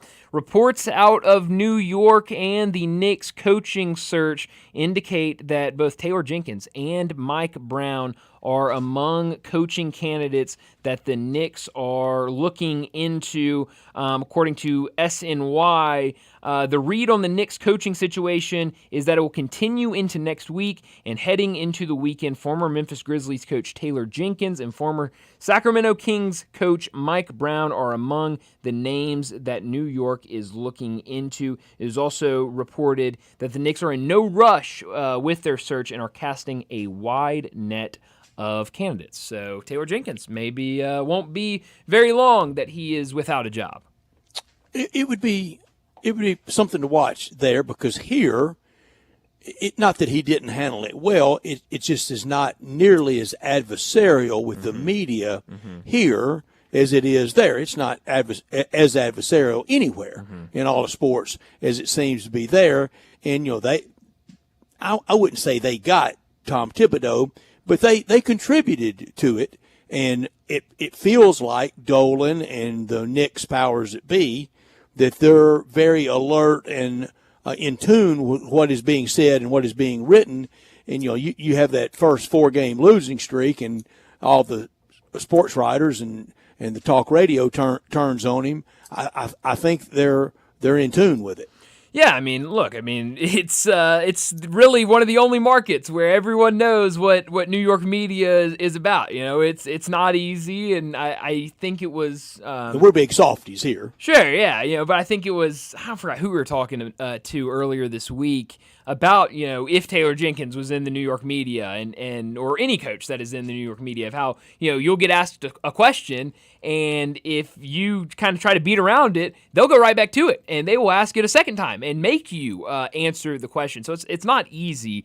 And so, yeah, you look at that. I don't think the New York media would be very kind to either of those hires. I think both of them would be dealt with a lot of criticism of, look, you just fired a coach that went to the Eastern Conference Finals, and obviously you made it sound like you had a guy picked out and that you were doing this because you want to go further, and you just hired a coach that got fired from his last job. With 9 games to play. Yeah, and so, or even with Mike Brown, way earlier in the season. We were barely even into the NBA season before he was let go. And Taylor Jenkins, all-time winningest coach in a franchise history, and got fired. So, yeah, I think it will start combative with it. Yeah, I think it will, and I'm sure that they have their. I'm sure they're seeing it. I don't know how much they really care what the New York media is saying, but it's going to be a tough job for whoever gets it and whoever comes in. And now, I just don't know where the Knicks are even at with this coaching search, because it felt like, and you brought this up, and I thought it was spot on, and it was exactly what they were doing, and it made a lot of sense in the world of course you're going to go out there. The Knicks, they've got a good idea of what they want to do, but of course you're going to go out here and interview all of these coaches, or try to interview these coaches and say that, hey, we tried to go get Ime Udoka, we tried to go get Jason Kidd. But now, it just feels like they're kind of in no man's land. And, I don't think any hire is going to be a rock star slam dunk hire in New York. No. And honestly, I don't. That's poor Billy Martin and all that with George Steinbrenner all those times. But if I'm in New York and looking at a hire and they hire Mike Brown or Taylor Jenkins, I wouldn't be happy with it. I wouldn't call it a good hire. And I think Taylor Jenkins is a great coach. But you're talking about making a change after a coach just got you to the Eastern Conference Finals and going out there and hiring a guy that has not come anywhere close to getting that far in as a head coach in the playoffs. So it is a weird spot where they're at, and hopefully it sounds like maybe next week we get some more news, but it feels like they are very comfortable with letting this thing play out a little bit. They got to get a coach next week, though, don't they? Feels like it, but that reporting will tell you that it's time for draft preparation. Sure. Consultation. Yeah, you would think you got to have a head coach by them, but this front office, it seems like they make their own decisions. One more quick note from the U.S. Open in golf, and it's New York related. The story of 28-year-old James Nicklaus, does not spell it like Jack Nicklaus, spells it like St. Nicholas, no relation whatsoever. But here's his relations. First of all, 28, won the New York Open, I think that's what it was, last year at Bethpage Black, where the Ryder Cup will be. And it's another one of those, and it has a sign out front of basically, we're getting ready to eat your lunch with this course. It's impossible. It's one of those. But his dad, a famous orthopedic doctor in the New York area, and he grew up playing at Westchester Country Club, forever hosted a great PGA Tour event, one of the great clubhouses you ever see right outside of New York City. But the New York sports tie, is his granddad was the team orthopedist for the New York Jets and did all of Joe Namath's knee surgeries. Whoa. Yeah. And this young man at Yale played college golf at Yale, and as a freshman started at free safety in football. Holy cow. Wow. I did not know any of this. This is all new information to me, and it's all fascinating. That's crazy. So I think I can read this. Okay. I just got a text, speaking of golf. I said one last golf hit. Yeah. I'll leave the name out. Okay. But I just got a text. Rory is officially the biggest baby on tour now. He really is. Yeah, I know. Very, and I don't know. It feels easy with him, and he does a lot of it to himself of just, he rubs a lot of people the wrong way. And he does a lot of it to himself. I mean, going out there again, loves to be in front of the media when things are going well. And when things are, the slightest adversity, he doesn't want to be anywhere near anybody. And broke a T marker on 18, ducked the media again. That's 6 straight rounds after, the whole world just fawning over him. It was something a little bit about that was off-putting to me that Sunday afternoon and Sunday night of all the, people practically driven to tears over him finally winning. Okay, I was glad for him. Fine. But I've brought it up a bunch, but then he's going to be public enemy number one come fall at Ryder Cup. Of course. And I tell you where else he's going to be public enemy number one. He doesn't show in Memphis. Yeah. I hope he never breaks 80 again. Well, it's starting to look like, and kind of what Dan Reardon even said. We didn't ask him, obviously, about our event here in Memphis, but kind of that idea of, look, I've done everything. I'm kind of ready to move on. I've got other things that are more important than golf, and I'm gonna do those things. So yeah, a lot of things may be pointing into that direction. And now I think it is fair to ask, okay, that driver. How did he have it all so souped up for that week? And since he doesn't know where it's going. Yeah, well, that's a good thing because before we were talking about at best he's hit the ball in a while, and his driver was dialed in, and then where's all those goofy podcasts, your old Fried Egg and the no laying up guys? Why don't y'all go ahead and go full Monty on him and accuse him of cheating? Yeah, well, hey, that's that'd be a good podcast topic. Get a lot of clicks. I think. I think a lot of people would like to listen. You calling Rory a cheater. No laying up, can't find anything right with anything. Yeah, well, hey, perfect opportunity, I guess. Call Rory a cheater, right? I don't know. Maybe I'll send him an email. How about that? With his old skanky driver. Yeah. Oh, man. But you're right. Now, that driver has been all over the place, really, since the Masters. He's been all over the place since the Masters. And I don't know what that cut line's going to be, but it does not look like it's going to be. He's not going to be inside of that whole thing. Yeah, it doesn't look very good for him right now. All our guys are going to make the cut except for Sepp Straka. Okay, Sepp Straka. We all get inside. Landon? Did Landon have Sepp Straka? I don't remember who had Sepp Straka. Yes, Landon had Sepp Straka. All right. So, hey, good week.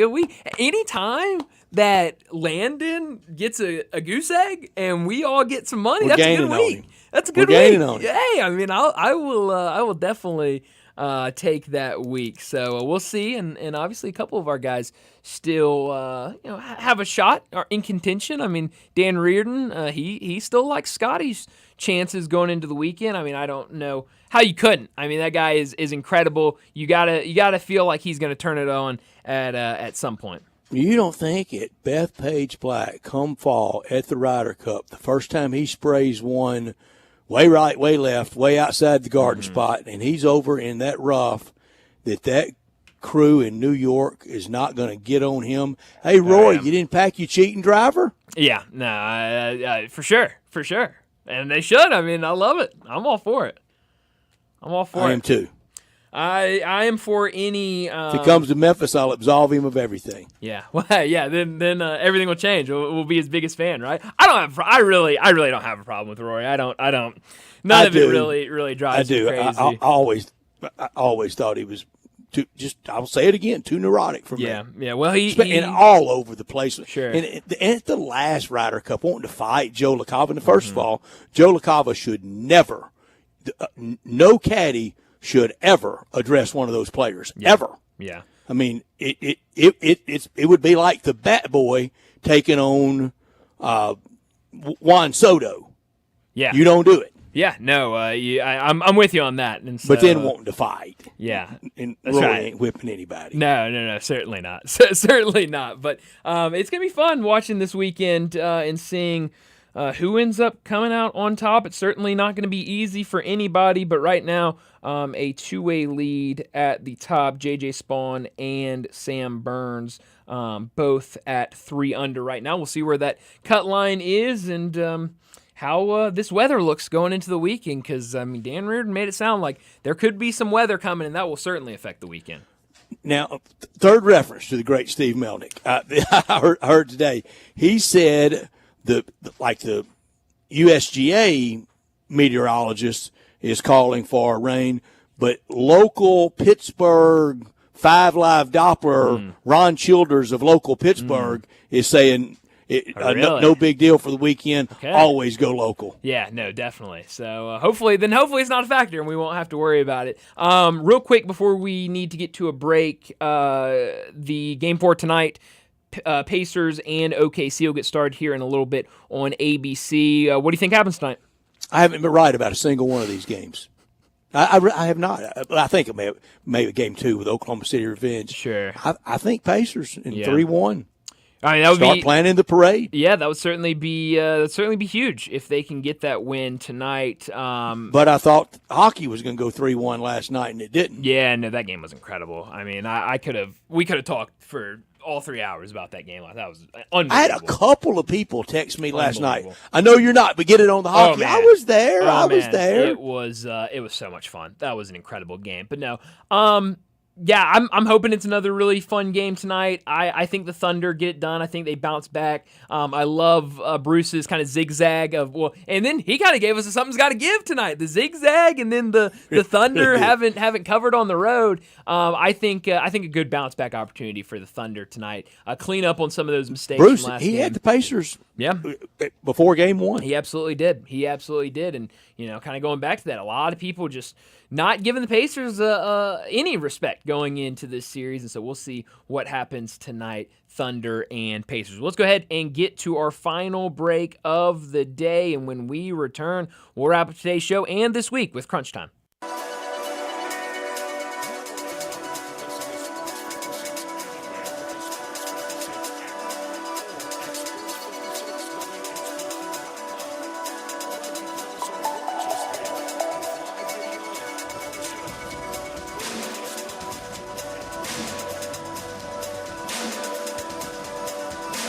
Since 1948, in the alley, the rendezvous. I'm with John Burgess. John, what's going on in the rendezvous? Brett, after 76 years, we've decided to expand our product line. Anyone who's tasted our ribs is familiar with our vinegar base. It's now available in the 32-ounce jar. It's so good to base or marinate all meats. I even put a little bit on turnip greens. Something we've been using at the restaurant or in our house has been the Greek seasoning. My father was a cook, but my mother was a chef. And she was the one that put Greek seasoning on everything from a Mediterranean diet to steak. My mom used it on soup, salad, veggies, fish, any meat. It's a great seasoning and a flavor enhancer. My brother Nick figured out salt and pepper is more than just McCormick's and Morton's. He's come up with the perfect blend we use to coat our shoulders and our brisket, and he used to make it for his friends as Christmas gifts, and they loved it. All these products are available at Rendezvous or online for shipping as gifts and in many grocery stores. And if they're not in your favorite grocery store, ask your grocer to stock it. A beloved family affair is still going strong since 1948. Rendezvous.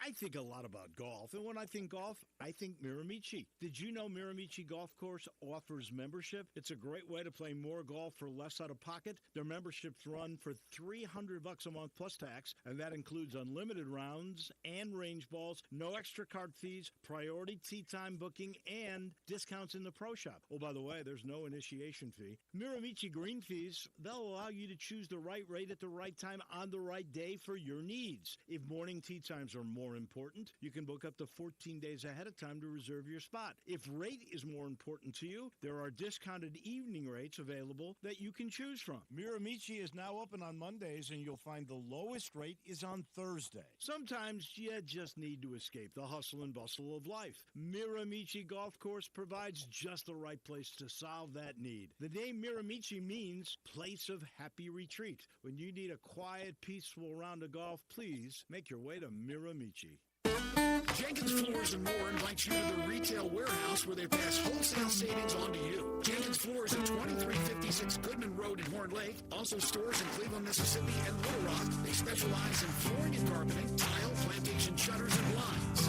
Jenkins makes your life easy with a 2-week turnaround. Contractors, builders, and family projects call 662-469-9350 for a free estimate. Owners Timmy and Rebecca Jenkins say hello to Sports 56 fans and look forward to your business. Is your captain speaking to the passenger with your fastball shoe or move?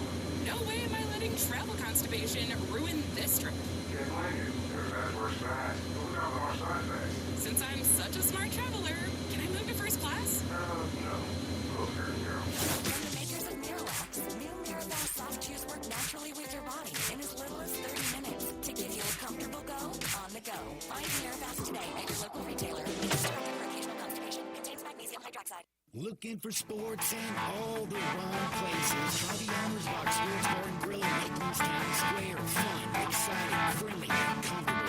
Wall-to-wall TVs, 24 taps for all your beers, including $3 domestic and $5 craft pints on Monday through Friday, 3 to 6 happy hour. Music bingo Tuesdays, daily special. Owner's Box Sports Bar and Grill, Lakeland's Town Square. Highway 70. Check those in for daily special and weekend music at the Owner's Box. Top Gun is the largest indoor range in the Mid-South. The size isn't their only difference. Top Gun has the best instructors with over 300 years combined experience and classes all the way from first shot to master marksmanship. Plus, Top Gun is affordable. Total membership is just $48 a month. That's just $1.60 a day for a limited range time. Free gun rentals with purchase of ammo and members lounge access. Top Gun, 2770 Whitten Road and TopGunMemphis.com. Always shoot with the best. Top Gun Memphis. Listen up, sports fans. Your next winning drive is at Landers Ford in Collierville. That's right. The iconic Landers Easy Pass always delivers more on your trade and their biggest discounts on your next winning drive. See it all out at LandersFordPrice.com. Plus, when you are Landers Ford, you get the support of a certified service tech who comes right to your driveway with the Landers Ford Service Experience Program. And pick it up or fix it on the spot. Landers Ford in Collierville. Ready to be a plan to find you the most savings possible. You can make a trade and possibly lower your payments. And you can buy your current vehicle even if you don't buy from them. It's a tradition famous all across the Mid-South line. New Fords and quality pre-owned models are arriving every day. Either rush, go see them today in Collierville or online at LandersFordMemphis.com. From the 1977 Ole Miss football team that beat #1 ranked Notre Dame, ladies and gentlemen, the final play of the game comes from president of Landers Ford in Collierville, John Kitchens. If it doesn't say Landers, you paid too much. At Jason's Deli, when you're dining in or picking up curbside, you can expect wholesome food and no surprises, just delicious sandwiches, crisp salads, and quick quality meals made with the freshest ingredients and no artificial trans fats, MSG, high fructose corn syrup, or artificial colors and dyes. Around here, a lot of thought goes into what we put into our food and what we take out of it, because you're not just taking a bite, you're getting a taste of who we are. New items are constantly being created to expand our menu for all tastes and special diets with vegan and gluten-free options available. Convenience and on-time delivery you can count on. It's just a click away at jasonsdeli.com, so whether you need to feed 5 people or 5,000, the team at Jason's Deli, they have the credentials and the commitment to keep you satisfied. Freshness is nearby at Jason's Deli with locations at Ridgeway in the Park Place Center, Poplar and Highland, Germantown Road in Cordova, and on Goodman Road in Olive Branch. Jason's Deli. It's wholesome food and no surprises. Crunch Time is brought to you by Humdinger's Corporate Catering. Enjoy tacos made with crunchy slaw, grilled fish, and chicken, and the best taco sauce in town. Find out more, call Jenny Nash at 901-606-3172.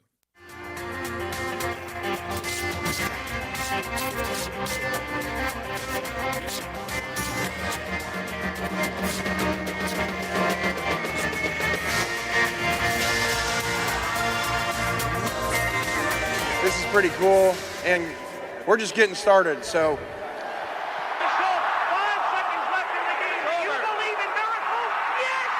Spanning the globe. Go crazy, folks!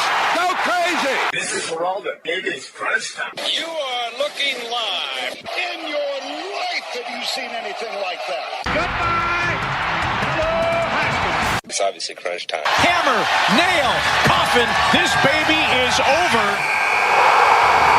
Well, Crunch Time is brought to you each and every afternoon by Humdinger's and Moe's Southwest Grill. Need a crunchy bite to eat? Head to Moe's for nachos, crunch wraps, tacos, salads, and more. Moe's.com is your go-to for all your taco Crunch Time emergencies. Well, Brett, what I learned today is Jacob Mizrowski was awesome last night in his Major League debut for the Brewers. The only problem was it came against our St. Louis Cardinals. 5 innings for him, 5 strikeouts. He did have 4 walks, but no hits allowed for him. In his first outing, he threw 14 pitches at 100 miles per hour or higher. Entering yesterday, all Brewers starters had combined for 8 pitches 100 or more miles per hour under the pitch tracking. So, I mean, it was a really good start for him. He would have gone longer, I think, but went down a little, landed a little awkwardly on one of his feet in that 5th inning. They pulled him for precaution, but he was incredible. I mean, some of the numbers coming out of that start for him were really good. Brewers have some pitching. It's just the bats at times have really slowed down. Bats were good last night, 12 hits, 6 runs. On the other side, 3 hits for the Cardinals and no runs. Remember how fun May was? May was really fun, Brett. May was really fun. June has not been so much fun. What I learned today is the golf course 1 at Oakmont's going to win over the weekend. Right now, just 3 players with red numbers. Cut line bouncing around 6 or 7. It will not get to 8. Some big names packing. We spoke too soon about our picks. Bryson DeChambeau, defending champion. Yeah. Headed home. Yeah, no, it's not great. That's not great. Had a long weekend. Yeah, well, hey, hope he has fun on the TikTok. Hope you can come up with something to do or make some plans, I guess. What I could have done without today is this story that's starting to come out. We know a couple years ago we learned about Tyler Skaggs, the pitcher for in the Reds organization, his overdose in 2019. Now, court filings have revealed that former Diamondbacks and current Reds pitcher Wade Miley gave prescription drugs to Tyler Skaggs, who's with the Angels. And nothing criminal has been out there for Wade Miley, but Wade Miley, guy still playing baseball, now involved, his name in these court filings. Definitely not good news for him, and definitely just really sad anytime you hear any news about this, because it was a really sad story. Everything that came out from that story, extremely sad, extremely troubling, and to see now more information coming out, just you hate to see it. It was, and for the Skaggs family, look, they missed their loved one, but for Wade Miley and a lot of those stories to be dubbed the dealer, that's a little heavy language. Sure, yeah. But we'll see. First of all, even if there is a dealer, that doesn't mean you have to take it. No. But it definitely sounds like he played a large part in this story, which is definitely kind of unsettling to hear. I could have done without. I always could do without Sergio Garcia. Nobody's missed him all week. I mean, we looked up, and he's not playing in the U.S. Open for the first time since 1999. How do we have a tournament without Taylor Gooch and Sergio Garcia? Well, you're seeing it. We're doing it. Just fine, thank you. We're doing it right now. Where are you beaming this weekend? Be me, all Oakmont for me in the U.S. Open. Scotty, I think, will go 68-68 and win it all. Low man wins. It'll be a brute of a course all weekend, but I think Scotty Scheffler wins on Sunday. Yeah, well, it's going to be fun to watch that. Beam me to Game 4 tonight of the NBA Finals, Pacers and OKC. If Pacers can get the win, we know they're in complete control. Thunder, they can even it up going back home. They definitely feel good. Listen to this buffet this weekend. College World Series, Major League Baseball, U.S. Open, UFL Championship Game, NBA, Stanley Cup. The great weekend in baseball. We got it all. Yeah, you got it all. Whatever you really are into, you've got it this weekend. It's going to be a lot of fun. But that's all the time we have. Enjoy your weekend. We'll talk to you